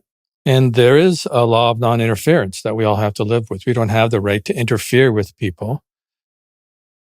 And I feel good about providing the resource that people can access for a reasonable cost. That's easy to use. A lot of people are just set and forget it. I'm kind of one of those people. But we have booths, and we have lots of other stuff coming out. We're redoing the back end of our website. And we have more and more services coming out we'll have more and more services coming out all the time. The way I want to answer that today is I just want something like FLFE to be available as long as I live. That's what I want. So that if people are looking and they find it, that they can get some help. We give about 95% of the energy away that the technology generates in service work right now. That changes from time to time. Sometimes it's 99, sometimes it's 90. I don't think it's ever been below 90 for even a week. So we do a lot of service work that's anonymous. We have a huge bee service project that's on our website. Huge. We give a lot of energy away for bees. If we could get paid for the service work we do, it's like hundreds of times our revenue, right? In terms of energy output. But that's what drives us. It's like, okay, we have permission, it's in the highest and best interest of all creation for us to do this service with bees. And it's all very reasonable. And, we have extraordinary science. We have probably the best, I think Gary Schwartz is probably the best scientist on the planet at this time for this type of work. I think he is for this type of work. I mean, and we have a full-time doctor on staff, Dr. Bellwood, on user interface and helping design these surveys. We spend a lot of money on research to validate all of the ways we get our information. Kinesiology is a great research tool for some things. If you get good at it, what you'll find is you might be really good at books, man. Like you just get books all the time, but you can't do properties for some reason. You got like some karmic issue or something. You're good with books and you're good with people. And you're really good with, or maybe you're really bad at finding stuff. I'm bad at finding stuff. I'm like 10% out of 100. So if you lose your keys and you're trying to test, is it in the bedroom? Yes, it is in the bedroom. Yeah, and I found lost keys, right? But I've had people call me, I lost my luggage, man. Can you tell me where in the world my luggage is? It's like, I'm 1 in 10, man. And sometimes that's 20 negatives and 2 positives. And by the end of 20 negatives, who wants to hear you? I don't want to hear myself at that point. So we do all this nonlinear stuff. We pray and, of course, and we get all this data, but it all ends up being vetted through a Yale, Harvard, University of Arizona professor who's written, I think it's 15 books, 400 white papers. He is an extraordinary being, and it all ends up in front of him, and he follows the data wherever it leads. You can trust that man to do that. Never seen him not follow the data wherever it leads. He's gracious enough to let you have your little kind of conniptions about, where you want it to go, or we laugh about our biases. But it all goes through that, so I really trust the process that we have. And So that's a bit of a segue here and there, but that's Awesome. how I feel I want to answer it today. Yeah, that's beautiful. Feels like it's a living thing. Yeah, you know. yeah. When you talk about the capacity of the technology in terms of energy, and you're using a portion of that for service projects, is the physical technology, like the hardware, something like mining Bitcoin, where it's using resources, like using more electricity as it's applied more widely? No, it doesn't use electricity anymore. Okay. We do have to occasionally upgrade for greater capacity. Oh, interesting. But we have enough for millions at this point. But Wow. what happens is when we bring out a new upgrade, it'll suddenly take a lot more energy to do that. And then we'll need to do one of our hardware processes to increase it. And by the way, Dr. Schwartz has left the University of Arizona, is now our director of research. Oh, really? Yeah. Yeah. Oh, he retired cool. from there and Score. came with us. So Yeah. If someone who calibrated under 200, even someone who was, let's say, nefarious, had access to your technology, could they use it to cause harm? yes. Yeah. That's why we keep it under lock and key and we don't sell anything. Wow. I mean, we could sell pieces, but it's not in the HB to do that. Wow. So yeah, we don't. We're very, very, Thank very, you. very careful about that. We're gonna There's speak. a lot of unscrupulous characters out there doing a lot of funny things with technology. So that's good. Yeah, we're humble to what's in the highest and best interest of all creation. Yeah. Even someone that's a loving person that doesn't know what they're doing can still crash their car into an intersection and hurt people. So, yeah, it's a big responsibility. True that. A lot of checks and balances. All right. Give me a weather report. Jeff mission? Huh? No, on just where we are. I thought we let Jeff finish the mission question. Oh, sorry. Sorry, dude. Yes. I asked a question, then I'm like, yeah, never mind that. I'm on to the next thing. Yeah, I know. I'm the same way. Well, I would just love to see consciousness fields, be worldwide known. I mean, it's another invisible influence like EMFs, like we've talked about, but it is very powerful, and it's running people's lives and consciousness in ways that they don't understand. And it's just not talked about very much. It's known more in Eastern, but that you walk into a consciousness field and you have a thought. It may not be your thought. It may not be your feeling, but you're acting on it as though it is. So I would love to see that education out there, and I'd love to be part of that and getting that out into the world. The understanding of consciousness fields, and to find that instrument that measures them, finally, because it's there, it's going to come. And have science. Like something empirical measurement. Yeah. I mean, GDV cameras. God, can you imagine the impact on the world when that happens? Wow. Yeah. That's the thing, like with Hawkins' work, it was so frustrating, I'm sure to him even more so, but to me, it's like, dude, our whole problem as a species is our lack of ability to discern truth from falsehood. Like, period. That's the problem. We're fucking stupid. The brain is not, it doesn't have an aptitude for telling what's true and what's not. So we fall for what's not, whether it's communism or God knows what else, right? But after being in his work for so long, that's why it's so frustrating. I haven't learned kinesiology, because I'm like, dude, the whole thing is right here. It's just waiting for some discipline, to learn how to use it. So that would be freaking incredible. Oh yeah, let me just put on my meter here. Oh no, this house sucks. Next. Or this person, this relationship, this job, this company, this product I want to buy. I mean, it's like, imagine if that was, like a scalable and reliable, beyond just, someone that really learns how to use muscle testing. Well, Clayton's testing on the world, which let's go to, gives me hope that there's evolution happening, and just the acceptance of technologies like FLFE now compared to 10 years ago when we started, 11 years ago when we started.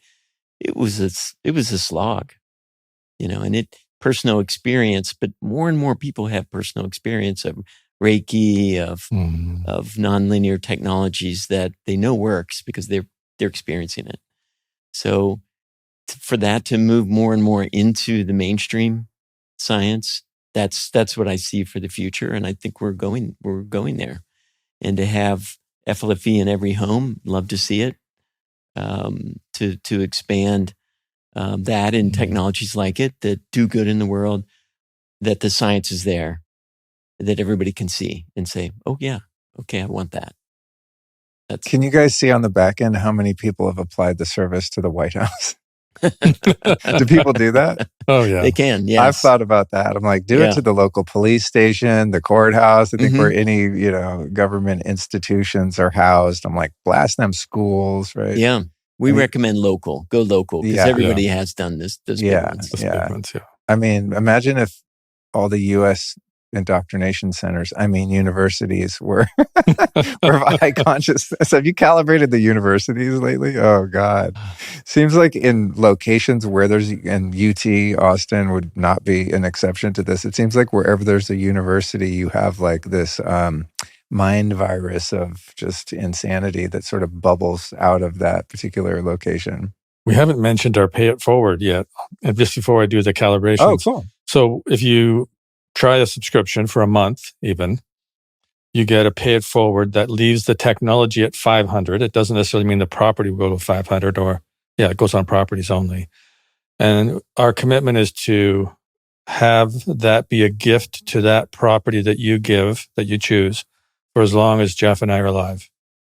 So that could be decades. And you get that just after even 1 month of subscribing. Epic. Yeah. Epic. So you can apply it to your local police station or, school somewhere where you feel is going to be around at least, if not longer than you guys. I thought about it that way. Yeah. Oh, yeah. Good one. That's cool. That's great, man. I like that. Yeah, we got tens and tens of thousands of those around the planet. Wow. Yeah. That's so cool. And that's where, that's why we started the business, because we only could do so much on our own. Now we got, over 80 countries. We got almost 50 people on payroll.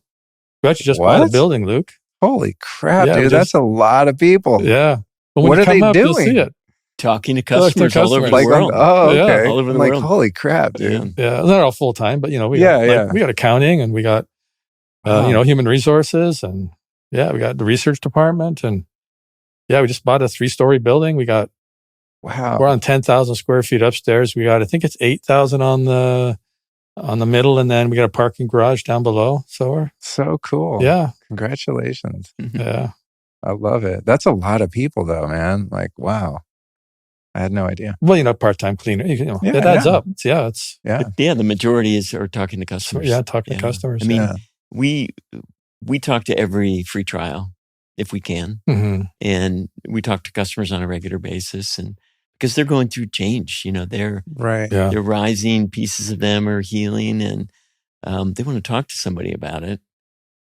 Or they just need to change your credit card, Right. But we're there. That's cool though, man. Because I don't even think of calling companies, because I just don't like talking on the phone in general. But also, I just think no one's ever going to answer. I know. We live in this world of automated customer service, and I'm sure I'm not alone in the frustration of like, I'm not even going to bother trying to call the 800 number for whoever, because I'm just going to be talking to some bot. And it's funny, sometimes I'll hear Allison like yelling, she's super chill, and I'm like, what's going on? And she'll be like, press 9, operator. Super pissed off. She's caught in one of those loops. I relate. Loops, yeah. But that's cool. You guys actually have, caring humans that are knowledgeable on the other end to, be there for people, because this, like Jeff said, this is the kind of thing that can elicit change that people might not know what to do with or what to expect. Yeah. Especially if they're new to this. Mm-hmm. You have people that have never done Reiki or meditated or done any of this kind of stuff. And all of a sudden they're like, what is happening here? Things are getting weird. And we have a great team. I mean, they're all on the path themselves in some way, in different ways. And, they get connected up with different customers. We have people from all over the world on the staff too. We have a Japanese woman. We've got Lithuanian. We had German, Sweden. So people come from all over the world. And to Nelson, because the Kootenays just seem to be a mixing pot of people coming to ski or to hike or to do whatever they do. It's such a beautiful spot that we have just an incredible staff. Wow. Cool, Yeah. man. Yeah, call Cool. in sometime. Cool. You'd be amazed. That's funny. I don't call anyone. I don't even call my best friends. Sorry, friends. Come and visit. Better yet, come and visit. Oh, I'd love to, man. I love the mountains in the summer. Yeah. I mean, you can't, there's nothing that beats that. And you guys have good water there. Sold. Mm-hmm. Are there any springs you can go drink from? Oh, yeah. Sold. Yeah. I'm in. Yeah. Hot springs. Yeah, there's You got hot springs too? Oh, yeah. Oh, now I'm triple in. No, yeah. And we have off the grid hot springs. So we have a hot spring. Yeah, we have off the grid hot springs with no chlorine. And there is a hot spring. It's called Halcyon. And beyond that, there's a bunch of private houses that have their own water license. And it has the most lithium in it of any natural hot springs in the world, any commercial hot springs in the world. Really? Yeah. It's like you get blissed out. Yeah. Yeah. You're like, whoa. I've experienced that. There's one in Colorado that's really high in lithium. And I thought it was just kind of their marketing on their sign. And then I go soak and they'd be like, nope, it works. Yeah. You feel happy afterwards. You feel happy. That's cool. So the world. So I think on our website, do we have that 3,000 year history level of consciousness? We have a chart on our website if you ever want to go see it. Oh, cool. It's got a history of the world, 3,000 years of level of consciousness. So let's just talk about maybe the last 5 or 6 years to put the current time frame into perspective. So 2019, the last quarter of 2019 was the highest consciousness time on the planet so far. So that's the whole planet, right? In times in the past, there's been little pockets of places. People talk about Atlantis and Lemuria and places. We have quite a very high level of consciousness in a small area. And, we haven't done a ton of that research, but I did some on Göbekli Tepe once. It's like, wow, they had something there.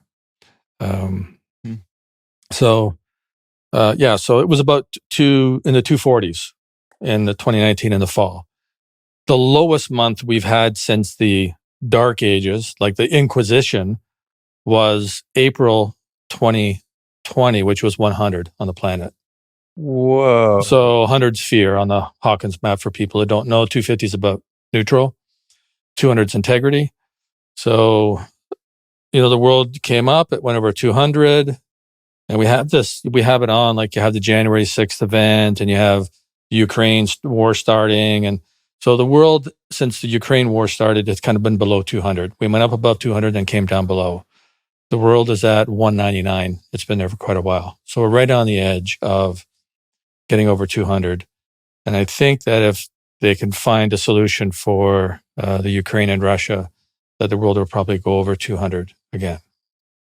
So when you speak to that 2019, I can't help but think in the realm of duality, right? You have light, and then you have the absence of light that many people refer to as the dark, right? Dark energy, just nefarious people that we've unfortunately put into power. I feel like a lot of that darkness and that authoritarian kind of energy that emerged, my personal feeling is it's a reaction to the level of consciousness of the planet going up, and that there's just too many people awakening, and they're like kind of grasping in their parasitic way to just last gasp at power and control of the people because of the internet and communication, and just the way that we share ideas now has kind of like a wildfire that they can't control. It's just like their jig is up, kind of like people are seeing through the veil that we've been misled about so many elements of reality and history and all the things, right? Yep. Seems to me they sensed that or somehow knew that. And we're like, no. We got to put the kibosh on this. Let's roll out a fake disease, right? Yeah. Do you think there's any, and I didn't put that together completely at that time until you just said, wow, 2019, we're rocking. Then all of a sudden, boom, got the legs knocked out from under us. It seems like apt timing for that to happen, that maybe it was kind of reactionary, or maybe it's just part of the natural cycles of that duality, the way it kind of, the scales swing back and forth at different times. And maybe there's not a lot behind it. Well, for all you budding kinesiologists out there, if you write down your theory about what Luke is talking about, you can test the level of consciousness of that. Right.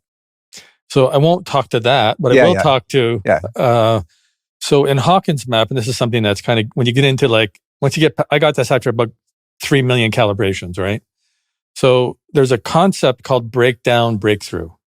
So every 50 points in the Hawkins map, there's another like base camp, if you will. If you imagine 1,000 is Everest, every 50 points is a base camp.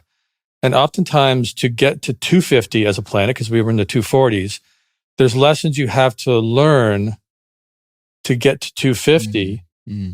And so you have a breakdown, so you get the experience of having to try to struggle with that lesson to learn it to go to 250. So when you're, if you're doing people's assessments, right, you'll see people in different parts of their life, they'll have a whole bunch of levels at a 50-point integer, we call it. Like say personal development, health, sexuality, career, life's work, all those areas, right? And they've got 6 or 7 out of 10 at a 50-point integer.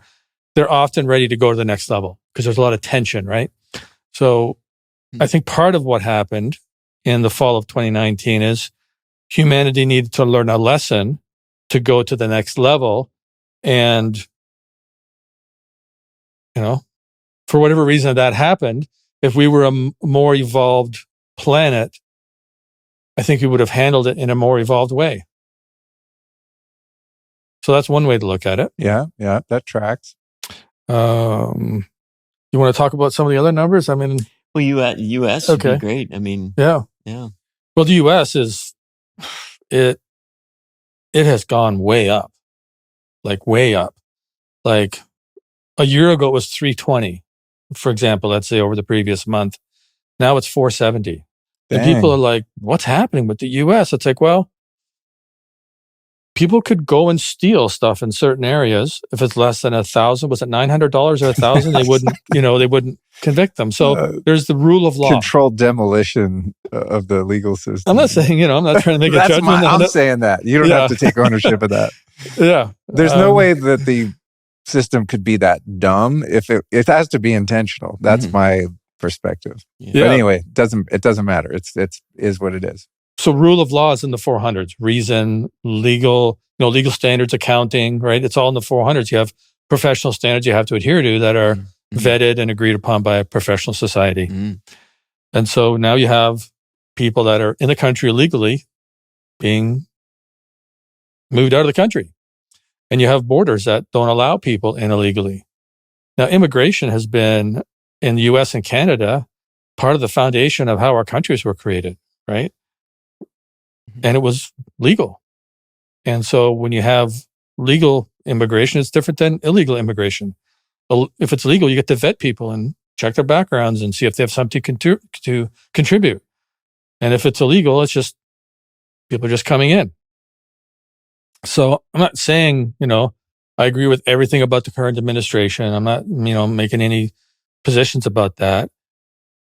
But when you don't have rule of law, you have lower consciousness places. Anarchy is fine unless the anarchists are coming after you.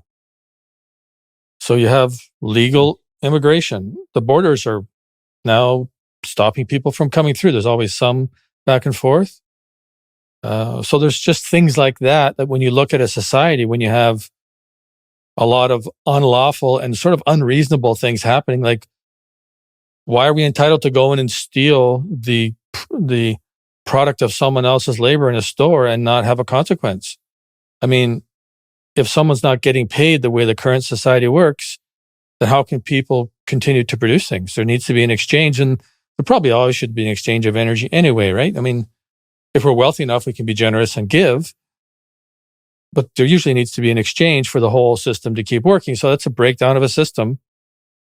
And so these are... Absolutely. And it's what is natural law, but a set of principles, right? And so if we're not adhering to just fundamental natural laws, like don't infringe on another person's rights, don't take their stuff, don't defraud them, don't, physically harm them or their property. I mean, it's just basic natural law or common law principles. And that's what successful cultures have been built upon in some way. So it makes sense that if you stop following those laws and rules, the consciousness is going to go down. And the only way it's going to go up is if people start following those laws again, right? Yeah, I like the way you framed it as a natural law versus a human-made law, because the natural laws support life. Yes. Like if you have a country, and there's a debate out there, but if borders are necessary, but if you have a country and people want to come there because it's a good place to live, then wouldn't it be interesting to vet those people and see if they have something to contribute and add to your country? If they're coming into your country and committing crimes, multiple crimes, or just get, in Canada, in Vancouver, there are, I've got my stats right, I'm going to say there's 40 people in Vancouver. It might be 60, I can't remember. They've gotten arrested 300 times in the previous year. Now, it's hard to believe, but it's true. So they get arrested almost every day. It's like those people are probably mentally ill. I don't know. Yeah. But it's like, are you creating a better world by having people get arrested 300 times in a year, committing all kinds of crime in the city, smashing into people's cars, breaking into the homes to get stuff so they can, most of them are drug addicts. Like, get the people some help. I mean, the cost to society, it'd be far better to support them to try to get clean. Oh, man. Right? Speaking as someone who had mental health and addiction problems, I can validate that. Yeah. So is there anything you want to talk about in terms of the principles of that, Jeff? Well, it'd be interesting to talk about where the U.S. has been. Is this the highest that it's been? Yeah. Ever? Or that as far as the that I've testing ever goes there? tested. That's crazy. Yeah. What about leaders? What about just preface this by saying I don't think any of us are biased. I don't think any of us are particularly political, but I'm sure people are curious about Donald Trump, Elon Musk, even Joe Biden or Kamala Harris. Have you spent any time recently seeing where any of those people are? Well, I'll talk to a couple of things you can calibrate when you get good at kinesiology. So obviously you can test people's level of consciousness. But one of the things that's really interesting to explore is testing their level of consciousness, or testing the level of consciousness of their intent towards humanity. Are they pro-human? Right. Now, that might seem like self-evident. I can think of a few people in positions of power that are very clearly anti-human. They're anti-human. They see humans as parasites on the earth. And it's like, yes, let's show the earth respect, of course, right? Let's live within our means as a race in terms of money, right? And impact on the environment. And humans are part of nature. We are part of the evolution of the planet. And if you're wanting to create a world where you don't love humanity, how is that going to affect the views you have of everything else? Like, yeah, we know we're in this transition now from fossil fuels to, different types of energy. And yeah, I think that's a great thing to do. And it's going to take a certain amount of time. There's an evolution in just even the grid that can handle the inputs, right? And the reliability. We have solar now. We have solar and batteries that, creates more resilience or more, resilience in the grid, I suppose. Microgrids are becoming a big thing. I just use the energy example as a way of looking at how do we support humanity to evolve as we transition, instead of really it affects poor people the most when you have extraordinarily high energy costs. So, and people can make arguments either way against this, but I'm just trying to give you an example of, people to get together in unelected groups, fly their private jets to small towns, right? And tell the rest of the world that they have to like Davos, and they have to, and that the rest of the world has to reduce their carbon footprint. Yeah. And what's the level of conscious of intent of their promotion of that? Yes, which is probably very so low. take Could you have a character like, I'm trying to think of the comic book supervillains, like a George Soros or a Klaus Schwab? Could someone like that, as a whole, on average, calibrate over 200, like 201 even, like they're of integrity, but their intent for humanity is below 200? In other words, they are anti-life, anti-human. Like, what's the nuance there in terms of, kind of, if we wanted to determine in a very crude way, like good guy, bad guy, right? What's the determining factor? Is it just their overall 200, or does their intent really play into that? Because when I look at someone like Donald Trump, I think a few years ago I asked you, and you were like, "Oh, he's like 400 or something." I'm like, this guy's like a bull in the china shop, man. I mean, it's like he seems to have no decorum, and obviously, right? He's very sort of crude and insults people. He's like a child, like very ego driven. But then again, some of his ideas make sense on the logical level, right? More so than some of the other people that he's supposedly competing with for those positions of power. And I think you said that his intent at that time was over 200. Like, he really does care about the country and wants to do well. Does that mean like he's doing a good job or is going to succeed at that? We don't know. But his care for, the populace of the country was, according to your testing, above board. I would say the really dangerous ones are above 200. They mean well, but their intent towards humanity is low. So they think it's a good idea to depopulate the planet. Right. Yeah. Take 90% right. out. Like a Bill Gates. Like, I look at someone like that and I go, oh, you're clearly an intelligent person, and on the surface appears to like really care about people and and the planet and all of that, but makes choices and creates initiatives and backs initiatives that are deleterious to what he claims to support. Right. Yeah. And your intent towards humanity can be loving, but you have a misperception that you need to depopulate the planet to help humanity. Oh.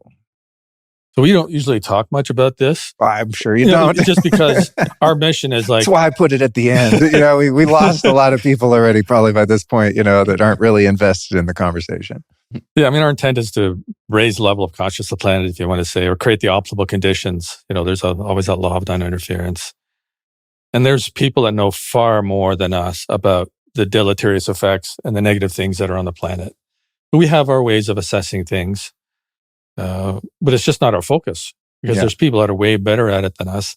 And, I've seen a lot of good people, at least for a part of their time, when they start studying this and revealing it and discussing it and trying to counter it through education, they become bitter.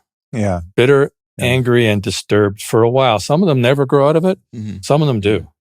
So this is an area where I can just feel this vibrating kind of tension in my body, because it's hard to see, people have that kind of intent towards the human family, and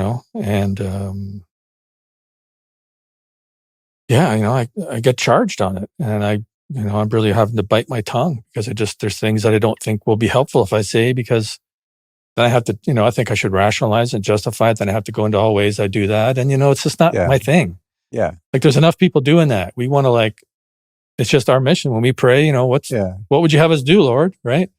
What would you have, I have certain guests that have assumed that role in life, like Alex Jones, that where you guys said, he has no problem staying in the darkness to expose it, But and he's right so often. Like, people are like, he is right like 90% of the time or something. It's crazy. That's why I had him on the show. It's almost a sixth sense he's got for what's going to happen. Yeah, and he'll explain to it, and it's like, there's all the logic, and then something else happens. I mean, that guy's right a lot. Well, back in the day when I first found Alex Jones and David Icke and all those people, I mean, I think I'd listen to his radio show back in the day and watch some of his DVDs. And to me, it was like just entertaining, because I was like, oh, this guy's so far out. It was just like, whoa, it's just interesting, right? I had no idea that 25 years later, shit he was talking about that sounded insane. I mean, not all of it came true, but quite a lot of it, more so than I'm sure me or he or I would prefer. But I think you're right. There are people who have kind of chosen that lane, and they're on the front lines, kind of exposing the darkness, and they play their role. It's not a role that I would be best served in, because I think I'm too sensitive. Like, I'll start getting a very dark outlook on the world, and it won't be supportive to my quality of life. But I do kind of like to get a sense of what's going on. I think it's just human nature without getting swallowed by it.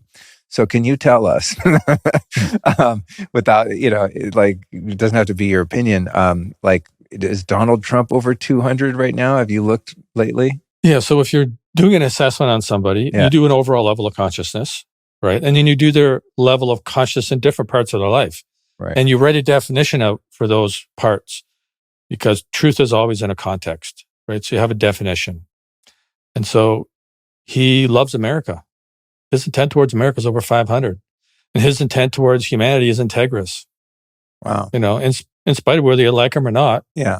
he is pro-human. Elon Musk is, we'll say, very pro-human. Like his intent is really quite high, extraordinarily high, in spite of what you might think of him. He does want to help humanity. Those are a couple of examples. And, you can measure people's emotional age in different parts of life and overall.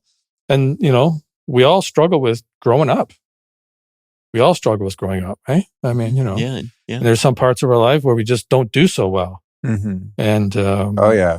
I've been a slow right? learner in a couple of really important categories. Yeah, like we can be really resourced in like our career. We're crushing it, right? We're doing well and we're really professional and we manage tension really well and conflict. But, maybe in our relationships, like we don't do so well in personal relationships or we don't do so well socially. Maybe we're great socially. We're fun to have at a party.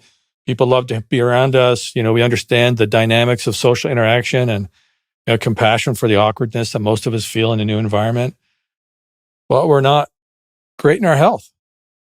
Right. So when we see people in the media and they're getting attacked all the time, I mean, the first thing I want to do is think of like, how would I handle that? It takes a certain type of thick skin to go into politics and handle that. And so, maybe he's the right man for the job for a certain period of time. Because it didn't seem like, I didn't like what was happening in Canada. I did not like it. I don't know what you thought of what Joe Biden was doing.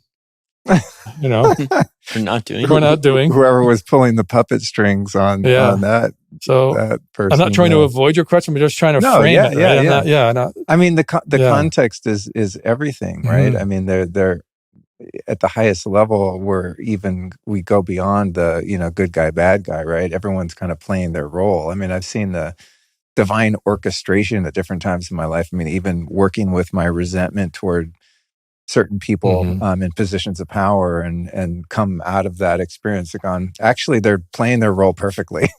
Like we need them. They're a catalyst, right? Mm-hmm. When somebody kind of succumbs to the temptation of darkness and evil, that they're necessary in order to bring out the bravery in people who are here for good. It's like everyone's kind of playing their role. It doesn't mean I give them a pass or anything like that, but I don't think living with hatred is a powerful position, right? It's like acknowledge, wow, I don't want whatever that person has to sell or offer over there.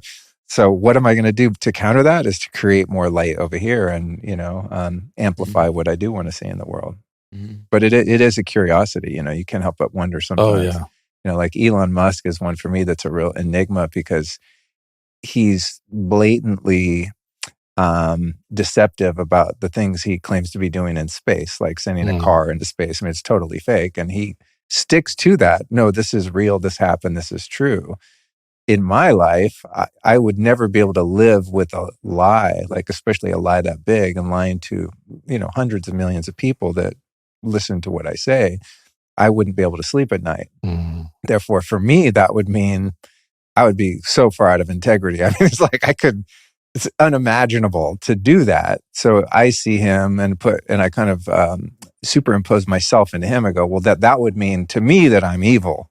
So I think, well, he's evil, but he probably has intentions behind that are positive, even though he's lying technically, in my opinion, and the opinion of many thinking people with two eyes and a brain in their skull. Even though he's being deceptive and lying, ultimately, his intention could still be positive, so it gets very nuanced. That's where we have to kind of walk away and go, hey, I don't know. Like none of us know. It doesn't even matter if you're great at kinesiology, man. There's so many things going on that we just, we could never explain. We won't know until hindsight shows us what somebody was really up to and what the purpose of their actions was. So anyway, goddamn, what a fun conversation, you guys. Yeah, I didn't want to take that over because I typically talk a lot about kinesiology and do lots of research and spend too much time in front of a screen. Is it right? If I could do it, that's all I'd be doing, dude. It gets to be, it can be habit forming, we'll put it that way. Yeah. Is there anything you want to say about all that, Jeff? I didn't want to take that over. No, it's great. It's a great discussion. Yeah. And intent is really a good way to look at it, because it's the ones that seem like they're good people but their intent is really taking us down the wrong path. Yeah. I mean, that's true in law, right? The definition and the assessment of a crime has a lot to do with intent, because you can commit a crime, you could harm someone, but if your intent wasn't to do so, it changes the nature of that accusation, right? I mean, many people have positive intentions that are very misguided. It doesn't make them wrong as in morally wrong. It just means they were mistaken, right? So I think it's great. What a great conversation. It was everything I'd hoped it would be and more. So great to be able to sit down again with you guys in the flesh. Thank you for what you're doing in the world with FLFE. So grateful to know you, and so grateful that I discovered you, and also to have the ability to share you with, a few thousand people now. So before we close out, you guys, again, you can go to the show notes to get links to everything we talked about. That's lukestorey.com/lifeforce. If you want to check out the FLFE world, you go to lukestorey.com/FLFE. And I encourage everyone to do that 15-day trial, just like open mind, open heart, no strings attached, see what you feel, and maybe try it without telling the people you live with, and see if you notice any change in them. If you're someone who's like, I don't know if I really feel stuff like that, observe other people, see what you notice, your pets, your kids, and so on. Yeah, my little brother, I don't even think he knows, but I put it on his house. He has 2 young kids. I should turn it off, right? And be like, hey, your kid's acting freaky this week. Right. Yeah. But I mean, to me, it's like, even if the EMF element was if that was all that was happening, to me, it would be a win, but there's obviously so much more that your customers are feeling. So it's super cool, super exciting, and really pumped for the innovations and the next developments. So keep us posted.